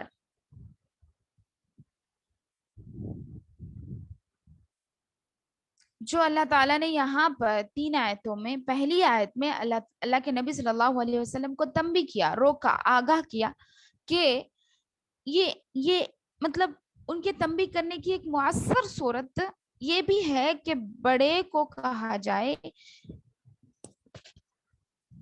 تاکہ چھوٹا چوکن نہ ہو جائے۔ یہاں پر اللہ تعالیٰ نے نبی صلی اللہ علیہ وسلم کو مخاطب کر کے کیوں کہا؟ کیونکہ جب نبی صلی اللہ علیہ وسلم ان کی پیروی نہیں کریں گے، یعنی کافروں کی اور منافقوں کی پیروی جب اللہ کے نبی صلی اللہ علیہ وسلم نہیں کریں گے تو ان کے ماننے والے جیسے صحابہ ہیں، مسلمان صحابہ جو بھی ہیں، وہ بھی ان کی پیروی کرنے سے بچ جائیں گے۔ اس وجہ سے اللہ تعالیٰ نے بڑے شخص کو کہا کہ تمہاری پیروی کوئی چھوٹا بھی نہ کرے۔ جب اللہ تعالیٰ اپنے نبی کریم صلی اللہ علیہ وسلم کو کوئی بات کی تاکید سے کہیں تو ظاہر ہے کہ اوروں پر بھی وہ تاکید اور بھی زیادہ ہے، نبی صلی اللہ علیہ وسلم کے مقابلے میں ہمارے لیے اور بھی زیادہ ہے۔ تقویٰ دیکھیے یہاں پر اللہ تعالیٰ نے اللہ کے نبی صلی اللہ علیہ وسلم کو کہا اتق اللہ ولا تطع الکافرین۔ تقویٰ اسے کہتے ہیں کہ اللہ تعالیٰ کی ہدایت کے مطابق ثواب کی طلب کی نیت سے اللہ تعالیٰ کے فرمان کی اطاعت کی جائے۔ تقوی کا اصل معنی یہ ہے اللہ تعالیٰ کی فرمان کی اطاعت کی جائے اور فرمان باری تعالیٰ کے مطابق اس کے عذابوں سے بچنے کے لیے اس کی نافرمانی کو ترک کر دیا جائے، اس کی جو بھی نافرمانی ہے اسے چھوڑ دیا جائے۔ یہ تقویٰ کے لغوی معنی ہے۔ اور یہاں کافروں منافقوں کی بات نہ ماننا، ان کے مشوروں کا پابند نہ ہونا، یہ ان کی باتیں قبولیت کے ارادے سے سننا، یہ سب چیزوں سے نبی کریم صلی اللہ علیہ وسلم کو منع کر دیا گیا، کیونکہ کافروں اور منافقوں کے مشوروں سے باز رہنا چاہیے۔ اور علم و حکمت کا مالک اللہ تعالیٰ ہی ہے، یہاں پر اللہ رب العزت نے یہ بھی فرما دیا ہے، چونکہ وہ اپنے وسیع علم سے ہر کام کا نتیجہ جانتا ہے، اس کے پاس جتنا علم ہے۔ کیونکہ اللہ ہی نے اس کائنات کو تعمیر کیا ہے، اس کائنات کو اللہ رب العزت نہیں بنایا اور اس میں لوگوں کو بھی اسی نے بنایا، لوگوں میں دل، لوگوں کی تمام اعضاء، جوارے، ہر چیز، دنیا کی ہر چیز اللہ رب العزت نے بنا دی ہے۔ جب ہم یہ بات سمجھ جائیں گے تو ہمارے لیے کوئی سوالات باقی نہیں رہیں گے۔ جبکہ اللہ رب العزت نے ہر چیز بنائی ہے تو اس چیز کی، دیکھیے کوئی کاریگر ہے، میں آپ کو ایک چھوٹی مثال دوں، کوئی کاریگر کوئی چیز کو بنانے والا ہے، جیسے اب ایک موبائل ہے، موبائل کو بنانے والا میں اور آپ نہیں جان سکتے کہ اس میں کیا کیا چیزیں ہیں، میں اور آپ نہیں جان سکتے۔ اگر وہ خراب ہو گیا تو ہم کو اسی کے پاس لے جانا پڑے گا جو اس کو بنایا، میں اور آپ مل کر اسے صحیح نہیں کر سکتے کیونکہ ہم نہیں بنائے اس چیز کو، ٹھیک ہے۔ اسی طرح میں تو اللہ رب العزت کو کسی سے مثال نہیں دو سکتی، کیونکہ اللہ تعالیٰ لیس کمثلہ شیء وہو السمیع البصیر ہے، وہ بے مثال ہے، اس کی مثال کوئی چیز نہیں، اس کے مثل کوئی چیز نہیں، وہ سننے والا اور دیکھنے والا ہے۔ میں اس کو کسی چیز سے تشبیہ نہیں دے سکتی، لیکن چھوٹی مثال آپ کے سامنے رکھ رہی ہوں کیونکہ بات اچھے سے سمجھ میں آئے۔ تو یہاں پر کہنے کا مطلب یہ ہے کہ اللہ تعالیٰ نے زمین و آسمان کو پیدا کیا تو اس کی ہر چیز کی حکمت کا مالک بھی وہی ہے، تو وہ خود جانتا ہے وہ کیا ہے، یعنی اس میں کیا علم و حکمت چھپی ہوئی ہے، وسیع علم سے ہر کام کا نتیجہ وہ جانتا ہے۔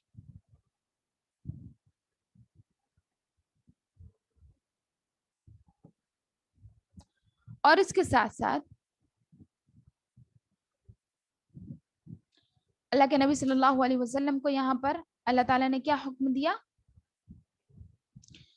کہ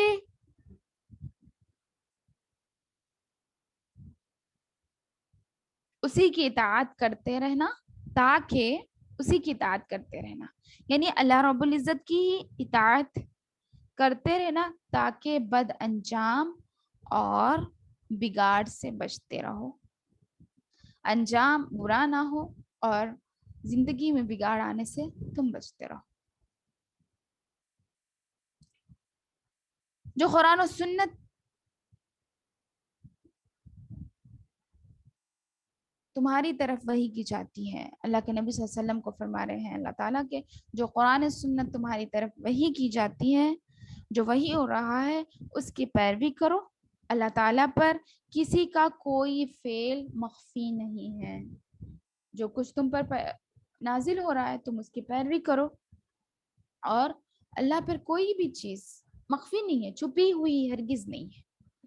اپنے تمام امور و احوال، ہر کام میں، ہر حال میں کیا کرو؟ اللہ تعالیٰ کی ذات پر ہی بھروسہ رکھو. اس پر بھروسہ کرنے والوں کو وہ کافی ہو جاتا ہے، کیونکہ تمام کارسازی یعنی تمام چیزوں کا بنانے والا، ہر ایک کی بگڑی بنانے والا وہی ہے، اور ہر کارسازی پر وہی قادر ہے. اس کی طرف جھکنے والا کامیاب ہی کامیاب ہے. توکل دیکھیے، انسان کا توکل ایسا ہونا چاہیے جیسا کہ حضرت ہاجرہ علیہ السلام کا تھا. انسان کا توکل ایسا ہونا چاہیے جیسا کہ حضرت ابراہیم علیہ السلام کا تھا. ہمارے نبی محمد صلی اللہ علیہ وسلم سے بھی ہم کو توکل کے بہت سارے واقعات ملتے ہیں، لیکن مشہور و معروف جو آپ کے سامنے ہیں، آپ نے شاید اس کے علم بھی حاصل کیا، وہ ان واقعات کو بھی آپ نے سنا ہوگا، جیسا کہ حضرت ابراہیم علیہ السلام کا توکل. کیا توکل تھا ان کا؟ بھروسہ اللہ تعالیٰ پر کہ اللہ ان کو ضائع نہیں کرے گا. سبحان اللہ. تو دیکھیں، انسان کا بھروسہ جب تک اللہ تعالیٰ سے مضبوط نہیں ہوتا، انسان کامیاب نہیں ہو سکتا کسی بھی جگہ. کیونکہ بھروسہ ہی ایک ایسی چیز ہے جو انسان کو اندر سے مضبوط بناتی ہے. اور ایمان میں اس بھروسے کا جو ورڈ ہے، توکل کا جو ورڈ ہے، ایمان میں پختگی کا اور ایمان میں زیادتی کا یہ ایسا کام کرتا ہے کہ اچھے لوگ یعنی اس میں مائل ہو جاتے ہیں. جیسے مطلب بہت سارے لوگ جو اللہ پر بھروسہ ہی نہیں کرتے، لیکن جب اللہ رب العزت کی توفیق سے ان کے دل میں اللہ پر توکل آ جاتا ہے تو بڑی بڑی چیزیں انہیں چھوٹی لگنے لگتی ہیں. بھروسہ بہت ہی بڑی چیز ہے. جیسے حضرت ہاجرہ علیہ السلام کی مثال آپ لے لیں. پورے عرب، پورے شہر مکہ میں کوئی ایک مکھی بھی آپ کو دور دور تک دیکھنے کو نہیں ملے گی، یاد رکھیں. ان کا سہارا حضرت ابراہیم علیہ السلام. اللہ تعالیٰ نے کیا کیا؟ حکم دے دیا کہ ابراہیم تم اپنی بیوی اور بچے کو چھوڑ کر جاؤ.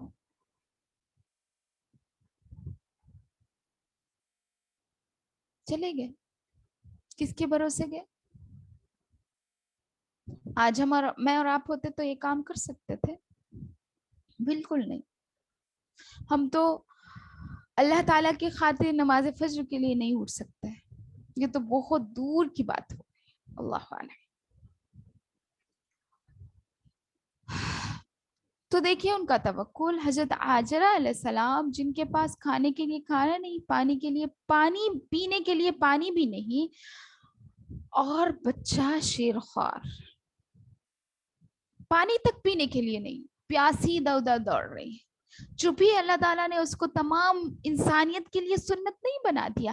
صفا مروہ کی جو سعی اللہ رب العزت نے انسان پر فرض قرار دی ہے، جب تک کہ فرض یعنی حج اور عمرہ میں وہ رکن ادا نہیں کیا جاتا، یعنی صفا مروہ کی سعی نہ کی جاتی، اس کا حج ہی قابل قبول نہیں ہے. چپ ہی اللہ رب العزت نے اس عمل کو فرض قرار نہیں دیا. کتنا محبوب ہوا ہوگا اللہ کے پاس ان کا وہ عمل. توکل دیکھیے، اللہ تعالیٰ ضرور کچھ نہ کچھ دے گا.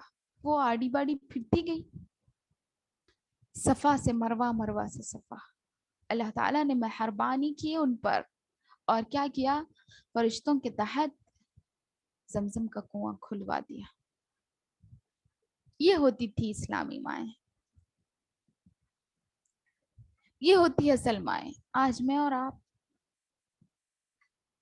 کچھ نہیں ہے اس میں سے، مطلب سوچ کے بھی ہم قابل نہیں ہیں اس کی، ہماری سوچ وہاں تک جاتی نہیں.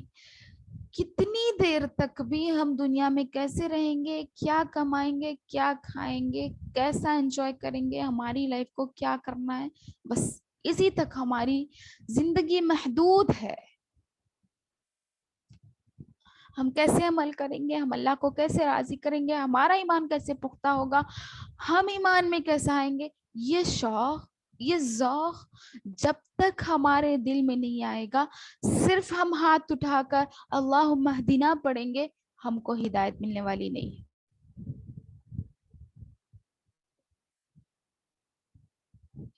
ہدایت کے لیے ذوق و شوق ہونا ضروری ہے. جب تک ہمارے دل میں ذوق و شوق نہیں ہوگا، ہم ہرگز اس حد تک نہیں پہنچ سکتے جس حد تک ہمیں پہنچنا چاہیے اسلام ایک مسلمان ہونے کے ناطے. مومن تو نہیں، مومن تو میں کہہ بھی نہیں سکتی، مسلمان بھی ہم بن نہیں سکتے، مسلمان بھی ہم بن نہیں سکتے. ہم اپنے آپ کو کہتے ہیں مسلمان، لیکن ہم مسلمان نہیں ہیں. میری ماں اور بہنوں یاد رکھیں، ہمارے اندر مسلمان کا کون سا عمل ہے بتائیں. مومن تو بہت دور کی بات، مومن ہم ہے ہی نہیں، ہم مسلمان بھی نہیں، کیونکہ ہمارے اندر منافق کی اتنی خصلتیں ہیں. ہم جب نماز ہی نہیں پڑھتے تو ہم کیا مسلمان کہلائیں گے. نماز میں کوتاہیاں، ہماری شادی بھی ہمارے لیے سب سے زیادہ ہے، ہماری نمازوں سے زیادہ، ہمارے رب کو راضی کرنے سے زیادہ، ہماری شاپنگ 2 ٹکے کی وہ ہمارے لیے زیادہ اللہ رب العزت کی رضامندی سے. کبھی کبھی 1-2 بار ایسا ہو گیا، لیٹ ہو گئی، آئے ساتھ ہی نماز پڑھ لیے، کوئی حرج کی بات نہیں. لیکن ہم نے ہمارے رب کو بلا دیا. توکل پہ میں ایک حساب کے سامنے رکھوں گی انشاءاللہ. اس کے بعد اگر آپ لوگ کہیں گے تو آگے کی آیتیں پڑھیں گے، ورنہ وقت کی کمی ہے تو ہم یہیں پر روک لگا دیں گے. توکل پہ دیکھیے، میں آپ کے سامنے ایک حدیث رکھوں گی، ایک واقعہ رکھوں گی جو کہ ایک صحابی کا ہے. شاید وہ حضرت علی رضی اللہ عنہ ہے یا کوئی اور ہے، مجھے نام ان کا پکا یاد نہیں ہے. میرے خیال میں تو حضرت علی رضی اللہ عنہ ہی ہے. جب آیتیں یعنی نفخ جسے کہتے ہیں آیت النفخ، یعنی انفاق، اللہ کی راہ میں خرچ کرنے کی جو آیت نازل ہوئی سورۃ البقرہ کی کہ تم اللہ کی راہ میں 1 روپیہ دو گے تو اللہ تعالیٰ اسے بڑا چڑھا کر تمہیں 10 گنا دے گا. یہ آیت جب نازل ہوئی، جب تم اللہ کی راہ میں 1 روپیہ دو گے تو اللہ تعالیٰ کیا کرے گا؟ 10 گنا تمہیں بڑا چڑھا کر دے گا. 10 یعنی 1 روپیہ خرچ کرو گے تو 10 روپے تمہیں ملیں گے. یہ آیت جب نازل ہوئی تو اس وقت کیا ہوا؟ حضرت علی رضی اللہ عنہ یا پھر کوئی اور صحابی، مجھے نام کا یاد نہیں ہے، بہرحال جو بھی صحابی تھے، صحابی رسول، وہ کیا کیے، کوئی مانگنے والا آیا، ان کے پاس کچھ نہیں تھا، صرف 1 انار تھا یا کچھ پھل تھا، یاد رکھیں کچھ پھل تھا، 1 پھل تھا، کچھ تو 1 پھل تھا. انہوں کیا کیے، 1 ہی پھل ہے، گھر میں کھانے کو بھی کچھ نہیں ہے، 1 ہی پھل تھا، وہ اٹھائے اور اس فقیر کو دے دیے، یعنی جو بھی مسکین تھا، مانگنے والا تھا، سائل تھا، اسے دے دیے. اور ان کی نیت کیا تھی؟ اس پر توکل تھا اور نیت تھی. کیا تھی؟ کہ اللہ تعالیٰ نے قرآن کی آیت نازل کی ہے کہ میں اگر تم اللہ کی راہ میں 1 روپیہ خرچ کرو گے تو تمہیں 10 گنا اس کا بڑھ چڑھ کر حصہ ملے گا. تو میں نے اب 1 انار اللہ کی راہ میں دیا ہے تو مجھے پورا پختہ یقین ہے کہ آج ہی میرے لیے 10 انار آئیں گے اللہ کی طرف سے. جہاں سے بھی آئیں گے بہرحال میرے لیے 10 انار آئیں گے. ان کا بھروسہ دیکھیے، ان کا اعتماد اللہ تعالیٰ پر، ان کا توکل اللہ تعالیٰ پر، اور آیتوں کی وہ پیروی اور اتباع کس طرح کیا کرتے تھے میری ماں اور بہنوں. ذرا غور و فکر کریں آپ. کیا کیا انہوں نے؟ دے دیا انہوں نے ایک انار. جب ان کی اہلیہ آ کر ان سے سوال کرتی ہیں کہ گھر میں کھانے کو کچھ نہیں ہے، تھا وہ ایک انار، ہم اپنے بچوں کو کیا کھلائیں گے اور ہم خود کیا کھائیں گے؟ وہ کہتے ہیں اطمینان رکھو اہلیہ، اللہ رب العزت 10 انار بیچنے والا ہے، یا پھر اس کے مطابق 10 چیز کچھ نہ کچھ 10 یعنی 10 گنا ہم کو سے زیادہ ملنے والا ہے، تھوڑا صبر رکھو. اس طرح ان کی بیوی کو چپ کرا دی. اور دیکھیں صرف یہ سوچ سے وہ بیٹھ نہیں گئے بلکہ دوسرے کاموں میں لگ نہیں گئے، بلکہ وہ اپنی چوکھٹ پہ انتظار کر رہے تھے کہ کوئی آئے گا ضرور، مجھے یہ 10 انار لے کر تو ضرور آئے گا. انتظار میں بیٹھے تھے کہ مجھے 10 انار ضرور ملیں گے، انتظار میں بیٹھے ہوئے تھے. اتفاق سے جو اللہ پر بھروسہ رکھتا ہے، کیونکہ دنیا تو اللہ کی ہے، جو اللہ پر بھروسہ رکھتا ہے اللہ تعالیٰ اسے ضرور دیتا ہے. یاد رکھیے میرے ماں باپ، اور توکل سے دعا بھی کرنی چاہیے. تو اتفاق سے کیا ہوا، ایک یعنی اس وقت کا جو بادشاہ تھا، امیر تھا، وہ کیا کیا، 10 انار لے کر اس کے سپاہی کے ہاتھ یعنی جو بھی اس کا نوکر ہے، خادم ہے، غلام ہے، اس کے حضرت علی رضی اللہ عنہ کے پاس 10 انار بھیجے. تحفتاً تحفے دیا کرتے تھے. عرب میں یہ بہت زیادہ عام تھا، مشہور ہے کہ ایک دوسرے کو تحفے بہت زیادہ دیا کرتے ہیں. تو تحفتاً فدیے کے طور پر حضرت علی رضی اللہ عنہ جو بھی ثابت ہے ان کے پاس وہ بھیج دیا گیا. تو بیچ میں جو یہ خاصیت تھا، یعنی جس کے ذریعے سے حضرت علی رضی اللہ عنہ تک یہ انار آ رہے تھے، اس نے کیا کیا، میرے مطلب مالک نے تو 10 انار دیے، لیکن جس کی طرف بھیج رہا ہے اسے نہیں معلوم کہ 10 انار بھیج رہے ہیں، تو میں کیا کروں گا، اس میں سے ایک انار نکال کر اسے 9 انار دے دوں گا، ایک انار میں رکھ لوں گا، میں کھا لوں گا. اس طرح کس کی سوچ تھی؟ وہ ایک انار نکال لیا اور 9 انار لے گیا حضرت علی رضی اللہ عنہ کو دیا. انہوں نے کیا فرمایا پتہ ہے؟ توکل دیکھیے یہاں پر بھی ان کا. انہوں نے فرمایا کہ یہ 9 انار ہے، یہ میرے نہیں ہو سکتے، میرے 10 ہی انار ہے، کیونکہ اللہ تعالیٰ نے فرما دیا قرآن میں کہ میں 10 گنا بڑا چڑھا کر دوں گا، تو مجھے 10 گنا چاہیے. ان کا بھروسہ اللہ پہ دیکھیے، حالانکہ انہیں پتا بھی نہیں 9 انار میرے نہیں ہو سکتے، میرے اگر ہوں گے تو میرے 10 ہوں گے. وہ خاصد پریشان حیران، غلام آپ کو یہ بات کس نے بتائی؟ کیا میرے مالک نے آپ کو بتایا تھا کہ میں 10 انار بھیج رہا ہوں؟ نہیں، بالکل تمہارے مالک نے بتایا، اور مجھے معلوم بھی نہیں کہ مجھے کس نے یہ انار بھیجے. پھر وہ غلام وہاں پر اپنے آپ کو وہ کر دیتا ہے، کہتا ہے ہاں یہ 10 انار تھے، میں نے اس میں سے ایک لے لیا تھا تاکہ انار بہت زیادہ ہے تو 9 میں آپ کو دے دوں گا تو کوئی فرق نہیں پڑے گا، اس لیے میں ایک انار اس میں سے لے لیا تھا. تو لہٰذا 10 انار پورے پھر حضرت علی رضی اللہ عنہ کو مل گئے.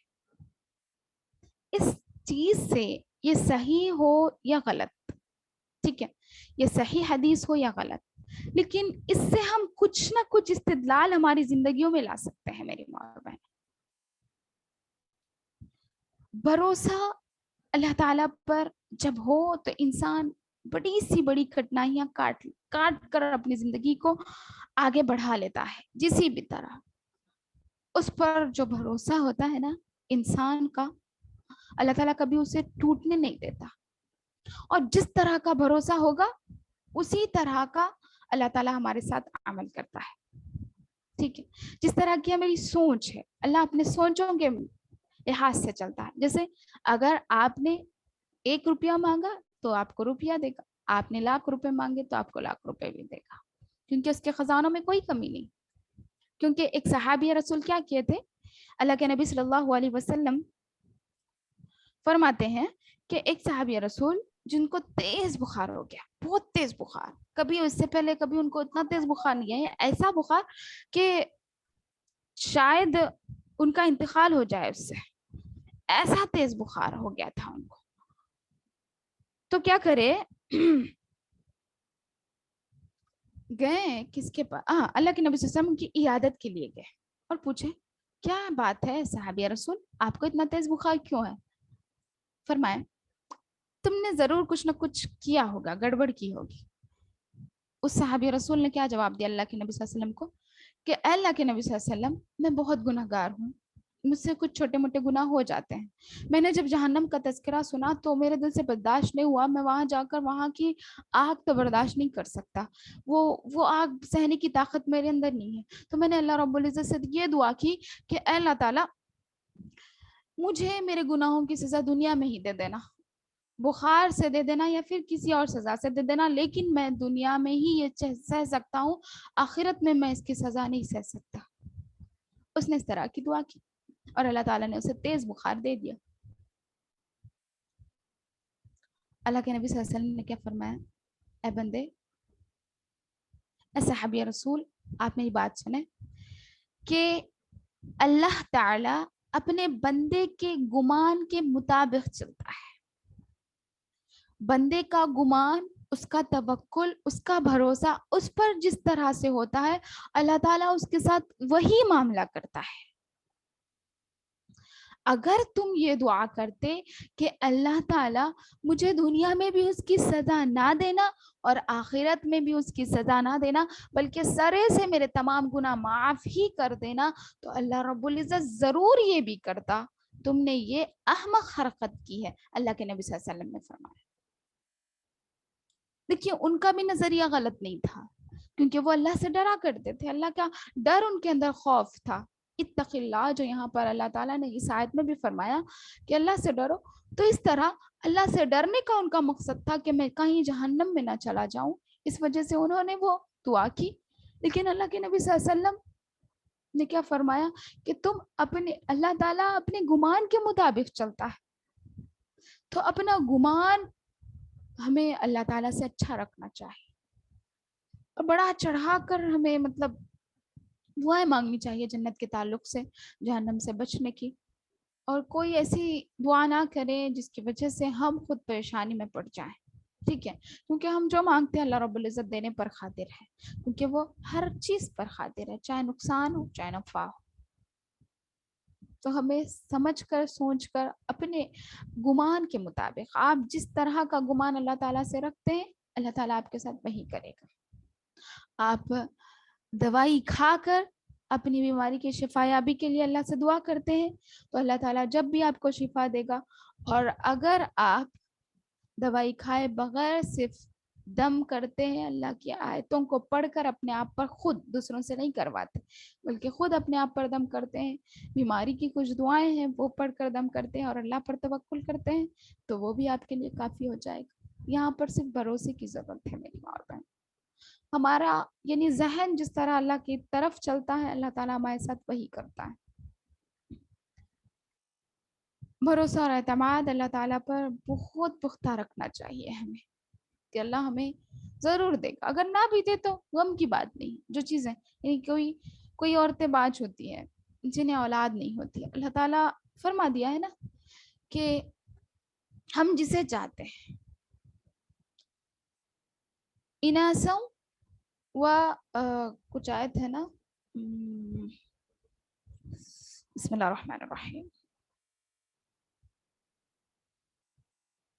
وَيَحَبُ لِمَن يَشَاءُ إِنَاثًا وَيَحَبُ لِمَن يَشَاءُ الذُّكُورَ. پھر فرمایا پھر دونوں کو ملا کر, یعنی اللہ تعالیٰ کیا کرتے ہیں, میں جسے چاہتا ہوں مردوں مطلب بچوں سے نواز دیتا ہوں, اور جسے چاہتا ہوں بچیوں سے, اور جسے چاہتا ہوں دونوں کو ملا کر دیتا ہوں, اور جسے چاہتا ہوں آخر بنا دیتا ہوں, یعنی بانج بنا دیتا ہوں اولاد کے بغیر. لیکن اس میں ہم اولاد کی محبت میں آ کر گناہ نہیں کرنا چاہیے. دیکھیے اولاد ہوگی, ضرور ہوگی, اگر نہ بھی ہوگی تو غم کی بات نہیں. اولاد ہوگی تب بھی ہمیں مر کر اللہ کے پاس جانا ہے, اولاد نہ بھی ہوگی تب بھی ہمیں مر کر اللہ ہی کے پاس جانا ہے. اور جو اللہ نے آپ کو نعمت نہیں دی, جس طرح کی آپ کو اللہ نے تکلیف دی ہے, اسی طرح کی راحت آپ کو جنت میں ملنے والی. صبر اور توکل بھروسے کے ساتھ ہم ہماری زندگی سکون اور اطمینان کے ساتھ جی سکتے ہیں. اللہ کو کوسنا نہیں چاہیے کیونکہ یہ دنیا ہے, یہ آزمائش کا گھر ہے. ہم پر بہت زیادہ آزمائشیں آتی ہی رہتی ہیں. کچھ ہمارے گناہوں کی وجہ سے آتی ہیں, کچھ اللہ تعالیٰ کی طرف سے آزمائش بھی ہوتی ہیں. جو گناہوں کی طرف سے آئے تو ان گناہوں کی ہمیں معافی مانگنی چاہیے, اور جو آزمائش کے تحت ہو اس پر بھروسہ رکھتے ہوئے, اللہ تعالیٰ پر بھروسہ رکھتے ہوئے اس پر صبر کرنا چاہیے. اور جب ہم صبر کریں گے اس کا پھل بھی بہت میٹھا ہوگا انشاءاللہ العزیز. تو توکل بہت بڑی چیز ہے. جس کے اندر توکل آ گیا, یہ میری بات نہیں ہے, ابھی ہم نے پڑھی آیت وَتَوَكَّلَ عَلَى اللَّهِ وَكَفَى بِاللَّهِ وَكِيلًا. وَكَفَى اور اللہ کافی ہو جاتا ہے اس شخص کے لیے جو اللہ پر بھروسہ رکھتا ہے. کافی اللہ تعالیٰ. آگ میں چلتے ہوئے بھی چلے جائیں گے. ابراہیم علیہ السلام, میں بہت مثالیں آپ کے سامنے, میں نے کہا نا پہلے بھی کہ 24 گھنٹے بھی مجھے بس نہیں ہوں گے اگر میں توکل کی مثال دیتی جاؤں آپ کے سامنے. حضرت ابراہیم علیہ السلام اللہ پر بھروسے سے آگ میں کود گئے, لیکن آگ نے انہیں تھوڑا بھی نقصان نہیں پہنچایا, کیونکہ ساری ملکیت اللہ کے ہاتھ میں, ساری بادشاہت اللہ کے ہاتھ میں. کوئی کتنا بھی نقصان پہنچا لے ہمیں کوئی فرق نہیں پڑتا جب تک کہ اللہ تعالیٰ نہ چاہے. تو اس لیے ہمارے سارے رشتے, ہماری دل لگیاں صرف اللہ سے ہونی چاہیے, کسی انسان سے وابستہ نہیں ہونی چاہیے. ہم جو بھی کر رہے ہیں اللہ کی خاطر کریں گے. انسان ہے, کچھ غلطیاں ہو جاتی ہیں کیونکہ وَخُلِقَ الْإِنسَانُ ضَعِيفًا, اللہ تعالیٰ نے فرما دیا ہے کہ انسان بڑا جلد باز ہے, بلکہ ہم نے انسان کو کمزور ہی پیدا کیا ہے. کیا فرمایا سورۃ الحاقہ میں اللہ تعالیٰ نے کہ اِذَا مَسَّهُ الشَّرُّ جَزُوعًا وَإِذَا مَسَّهُ الْخَيْرُ مَنُوعًا. جب اسے کوئی گناہ پہنچتا ہے, کوئی شر پہنچتا ہے تو اس میں کیا کرتا ہے, جلد بازی کرتا ہے. اور جب اسے کوئی خیر پہنچتی ہے تو کیا کرتا ہے, اس کا انکار کر دیتا ہے. انسان کے احمق مثال اللہ رب العزت نے بیان کی. اسی طرح انسان کے تعلق سے اللہ تعالیٰ نے قرآن میں کئی جگہ, متعدد جگہ انسان کے یعنی اس کی جو احمق چیزیں ہیں اس بارے میں بھی اللہ تعالیٰ نے فرمایا. تو ہم انسانوں کو چاہیے کہ ہم اللہ تعالیٰ پر بھروسہ کریں ہر حال میں, ہر حال میں, چاہے مال کے معاملے میں ہو, چاہے صحت کے معاملے میں ہو, چاہے اولاد کے معاملے میں ہو, ہر کسی معاملے میں. کیونکہ آپ کا یہ صبر کرنا بھی نیکی ہے. آپ نیکی سمجھتے, کیونکہ ہمیں صرف نیکیاں کمانا ہے. ہمارا یہ ٹارگٹ ہونا چاہیے زندگی میں, ہمیں صرف نیکیاں کمانا ہے, چاہے وہ چھوٹی نیکی ہو چاہے بڑی نیکی ہو. اور میں کہتی ہوں یہ صبر والی نیکی بہت بڑی نیکی ہے, بہت بڑی نیکی ہے. کیونکہ جس کے اندر صبر اور شکر کی عادت آ گئی وہ دنیا کا سب سے بڑا کامیاب شخص. یہ حدیث کی بات ہے. اور ہم اپنے آپ کو اللہ کے لیے وقف کر دیں گے تو کیا ہی میرے اور آپ کے لیے بہتر ہوگا. اللہ تعالیٰ ہمارے دل و ذہن کو اس کی محبت کے لیے کھول دے. جب ہم اس سے محبت بے انتہا کرنے لگتے ہیں تو ہم کچھ بھی کر لیتے ہیں اللہ تعالیٰ کے لیے. لیکن ہمیں جو بھی کرنا ہے قرآن و سنت کے مطابق کرنا ہوگا. نبی صلی اللہ علیہ وسلم کی لائی ہوئی شریعت سے ہٹ کر اگر ہم کر رہے ہیں تو ہماری ساری عبادتیں عکارت ہو جائیں گی. کوئی عبادت ہماری قابل قبول بالکل نہیں ہوگی.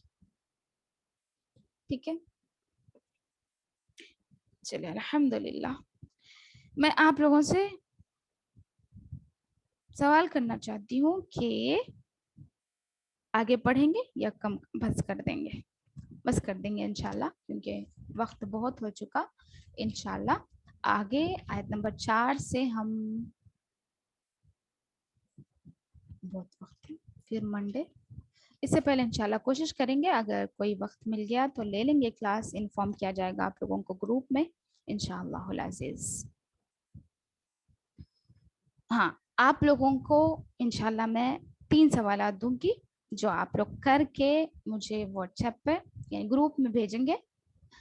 آپ کسی بھی طریقے سے کر سکتے ہیں.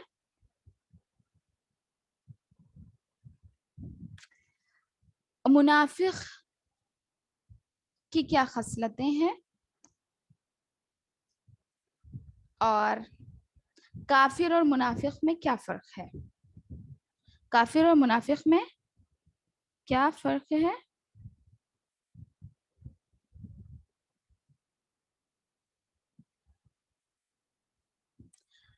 توکل کسے کہتے ہیں؟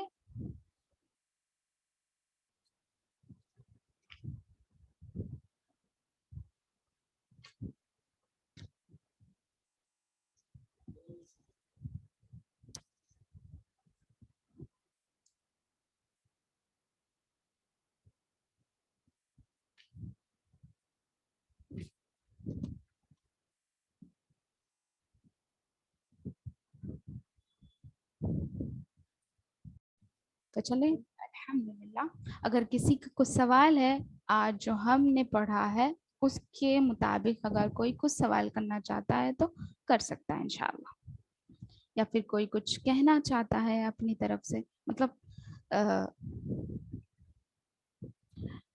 توکل کے لحاظ سے اپنی زندگیوں میں کچھ ہوتا ہے نا، تو اس وجہ سے بھی اگر کوئی توکل پر کچھ کہنا چاہتا تو کہہ سکتا ہے۔ دیکھیے ہمارا مقصد صرف اور صرف کیا ہے، ہم یہاں کیوں بیٹھے ہیں؟ ہم اپنے آپ کی اصلاح کریں گے بس۔ تو آج ہم نے کیا سیکھا؟ آج ہم نے کیا سیکھا بتائے کوئی؟ کیا کیا سیکھے؟ کیا چیز ہماری زندگی میں لانے کی ہم کوشش کریں گے؟ کوئی بتائیں۔ توکل، جی توکل، اور صبر، شکر، الحمدللہ، جی، اور پہلے کی آیتوں سے؟ پہلے کی آیتوں سے امانت، بالکل، جی جھوٹ نہیں بولنا، وعدہ خلافی نہیں کرنا، گالی جی نہیں دینا، جی جی جی نماز صحیح طریقے سے پورے وقت کی نماز ادا کرنا، منافقوں کی طرح نہیں پڑھنا۔ منافق کی خصلتیں، بالکل، جی،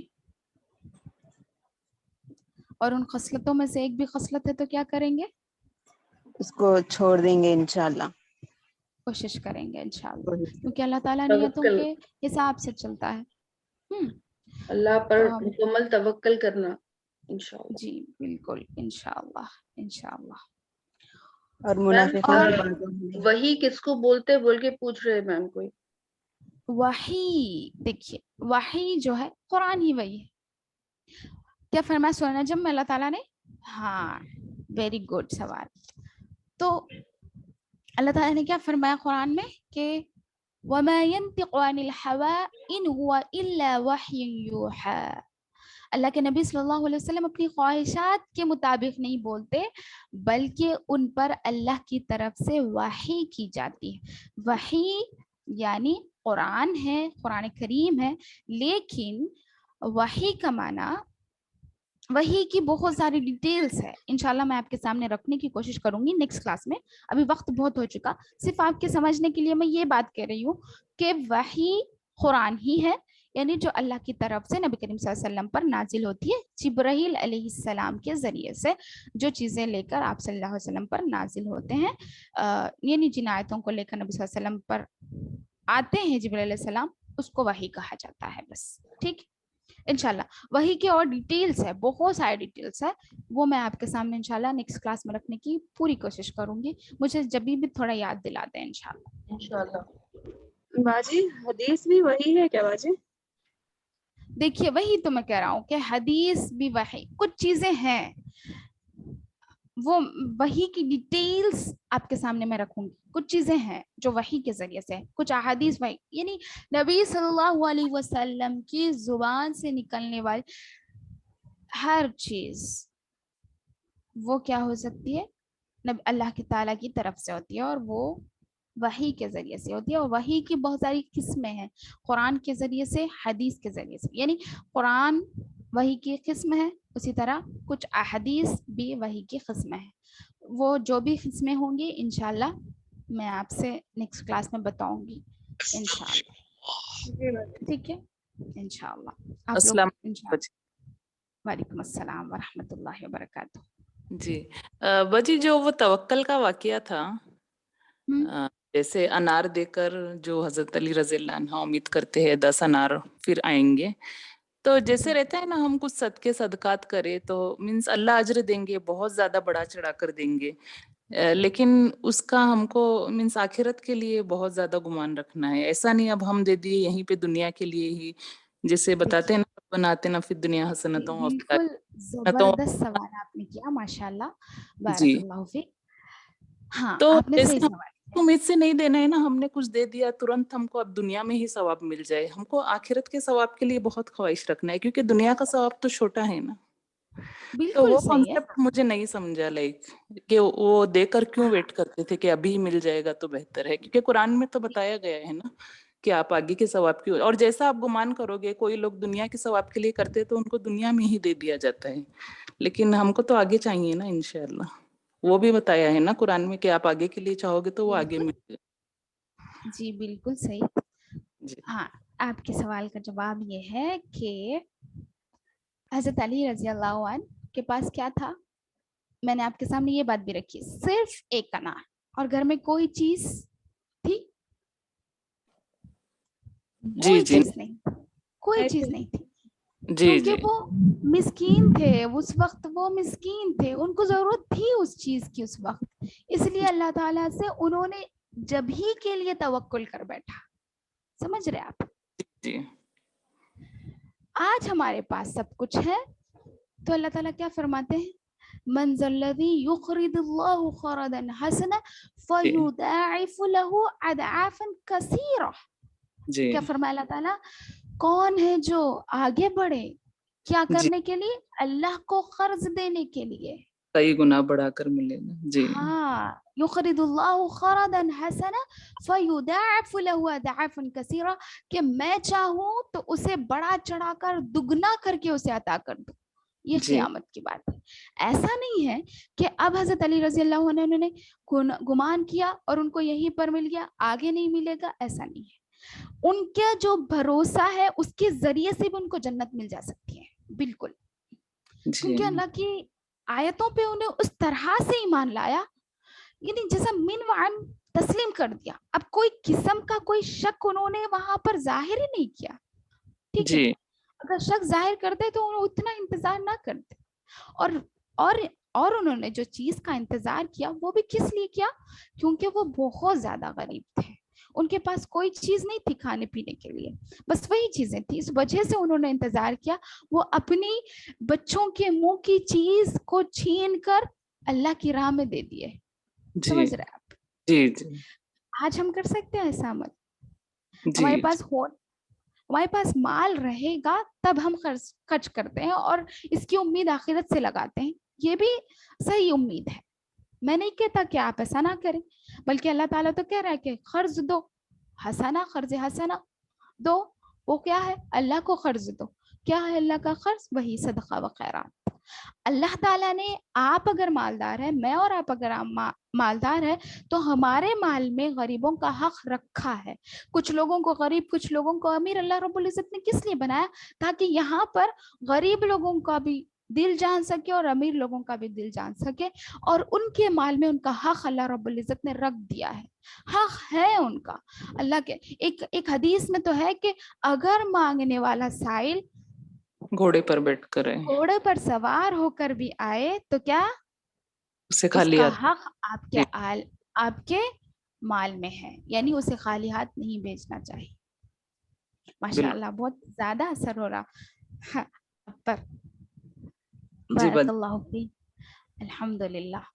بس خواہش میری یہی ہے کہ جو بھی کہوں میں خود عمل کروں اور آپ سب بھی عمل کریں, تاکہ ہم سب کے لیے جنت تیار ہو جائے آمین. انشاءاللہ, انشاءاللہ.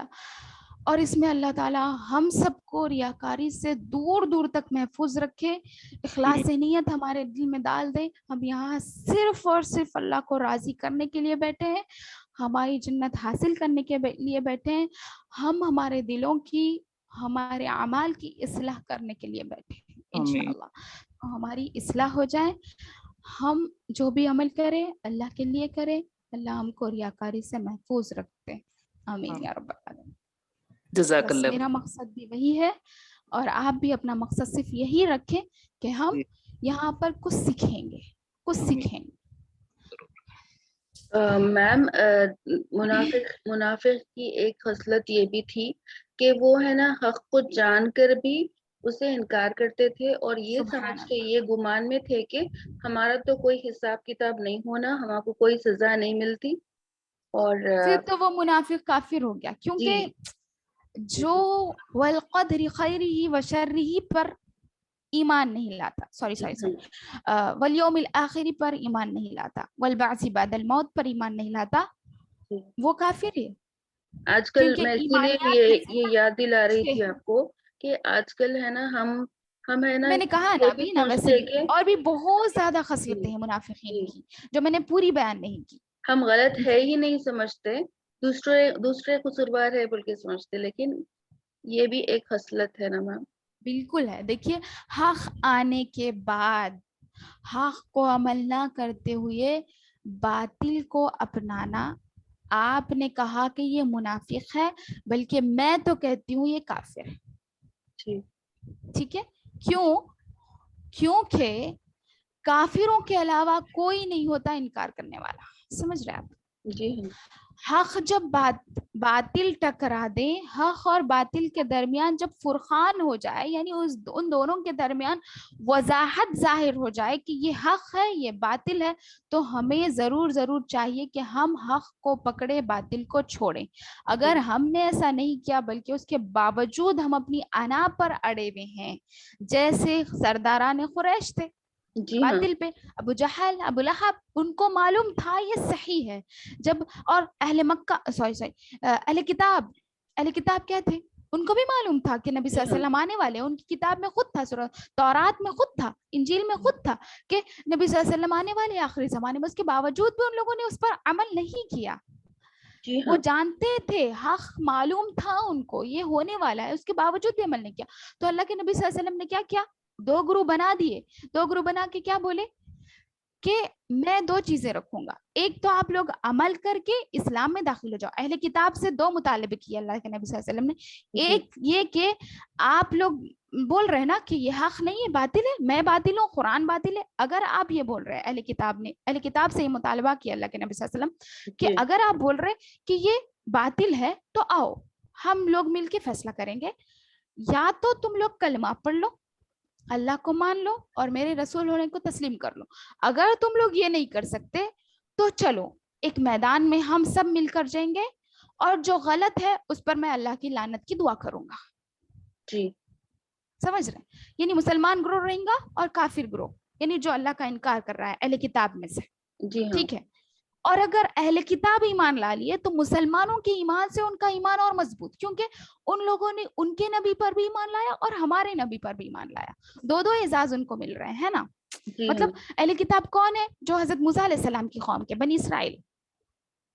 جی ہاں سمجھ رہے, بنی اسرائیل, اور یہ محمد صلی اللہ علیہ وسلم کی قوم. تو یہ دونوں پر بھی ایمان لانے والے, ان لوگوں کو وہ اعزاز بھی ملا. وہ لوگ اگر ایمان لاتے تو ہم سے بہتر ہوتے, لیکن انہوں نے انکار کیا صرف انا کی وجہ سے, جی صرف تکبر کی وجہ سے. سرداران قریش بھی صرف تکبر کی وجہ سے, حالانکہ حضرت ابو طالب, حضرت بھی نہیں کہنا چاہیے بلکہ ابو طالب بھی کیا کیے, اب نبی صلی اللہ علیہ وسلم کے چچا, جی جنہوں نے پوری زندگی نبی صلی اللہ علیہ وسلم کی پرورش کی, ان کو اسلام معلوم قبول نہیں تھا کی. کہ محمد کبھی جھوٹ نہیں کہہ سکتا صلی اللہ جی علیہ وسلم. اس کے باوجود بھی انہوں نے اپنی انا پرستی کہو یا پھر تکبر کہو یا پھر اپنی عزت کے خاطر, عزت نفس کے خاطر, اگر میں ایمان لا لوں تو کیا ہو جائے گا, میری عزت قریش میں باقی نہیں رہے گی, سرداران قریش سے میری لسٹ میں سے نام ہٹا دیا جائے گا.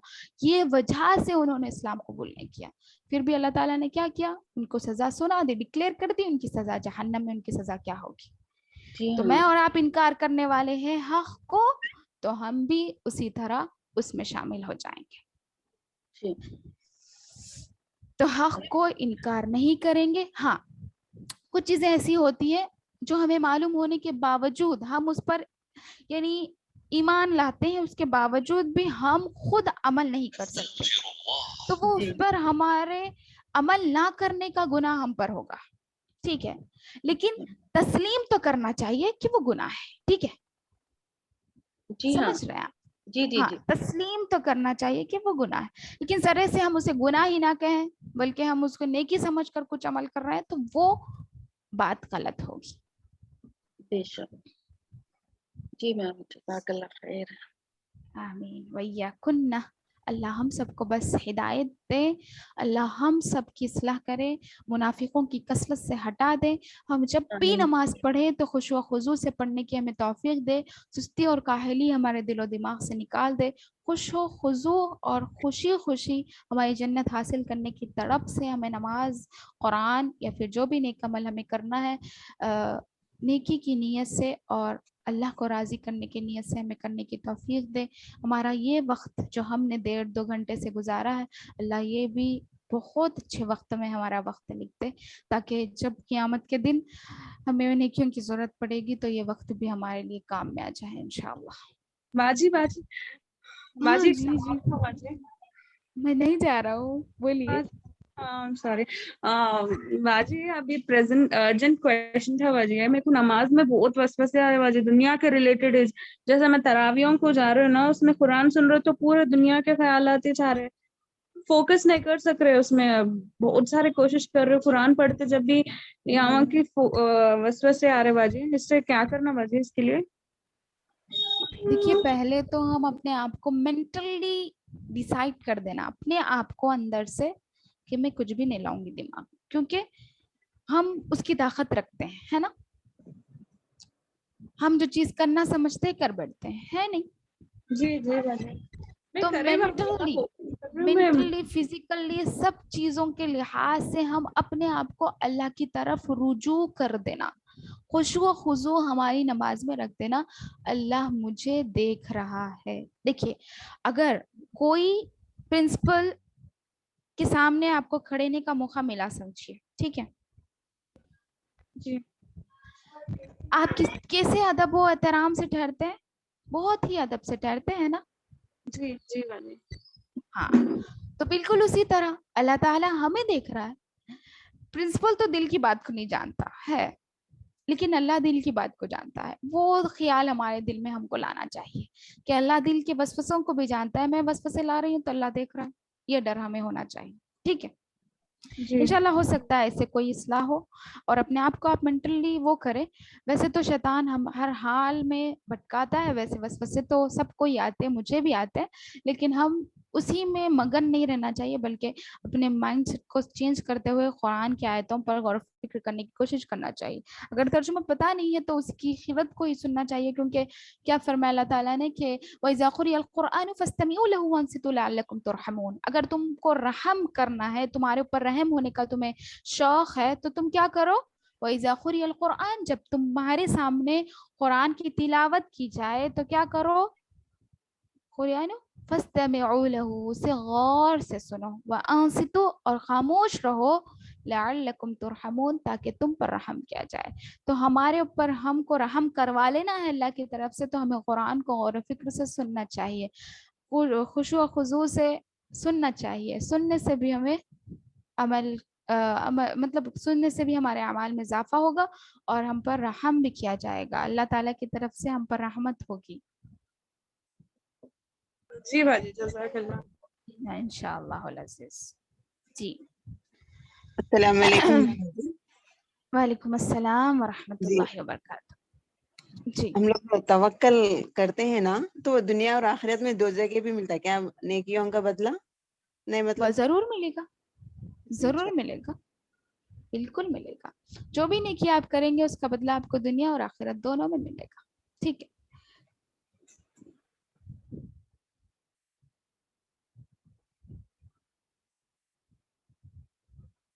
और किसी का कुछ सवाल है?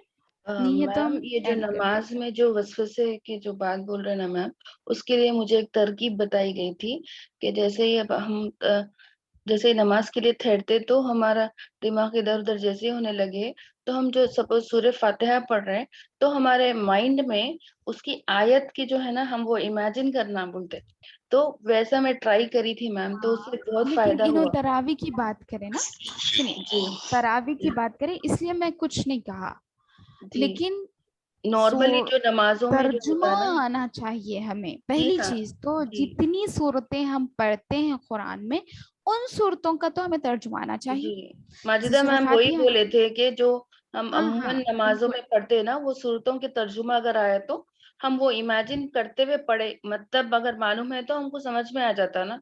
इसीलिए देखिए जी जो बिल्कुल। अरब ये जो हरम में उधर अगर नमाज पढ़ते हैं तो जैसे ही नार जैसे आयत में आता है तो वो रोना शुरू कर देते हैं, तो उन लोगों को बिल्कुल पता होता है कि क्या बोल रहे हैं ना इसमें आयत में। बिल्कुल सही, बिल्कुल एकदम सही बात है।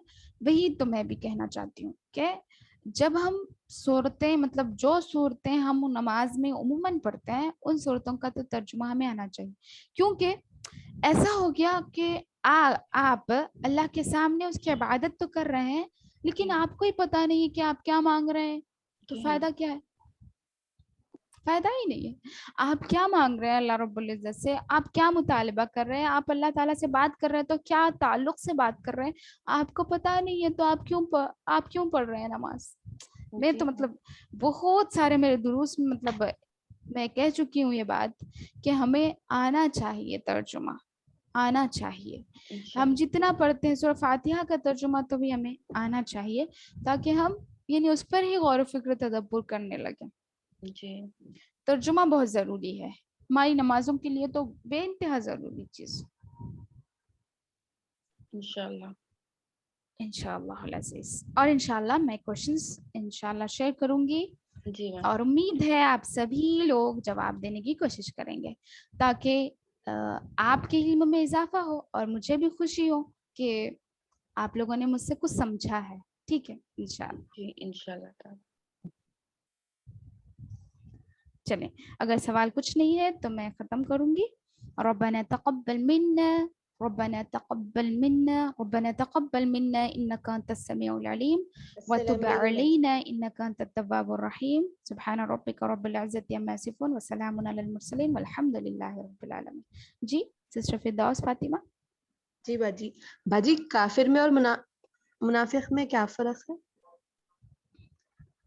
काफिर मतलब सरे से नमाज अल्लाह कर देता है। ठीक है, जी एक काफिर मिनट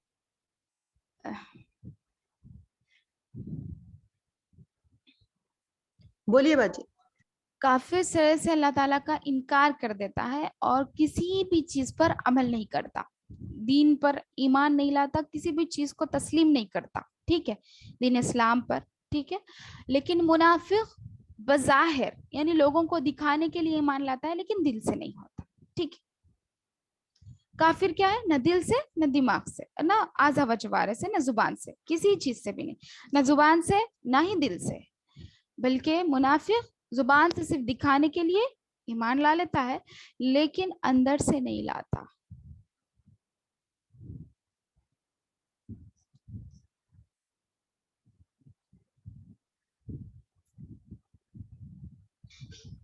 जज़ाकल्लाह बाजी। आमीन वैया की। कुफ्र का मीनिंग किसी ने पूछा है चैट में। कुफ्र माना इनकार करना, कफारा से इनकार करना कुफ्र है। ठीक है, कुफ्र से ही काफिर, इनकार करने वाला, इसमें फाइल। ठीक है, कुफ्र का मीनिंग होता इनकार करना। डिक्शनरिकल मीनिंग यह है, कफारा का कुफ्र करना यानी इनकार करना, अल्लाह ताला का इनकार करना, तौहीद का इनकार करना, शहादतैन यानी नबी सल्लल्लाहु अलैहि वसल्लम का इनकार करना। ठीक है, इसको कुफ्र कहते हैं, और जो इन दोनों का इनकार कर दिया वो काफिर है।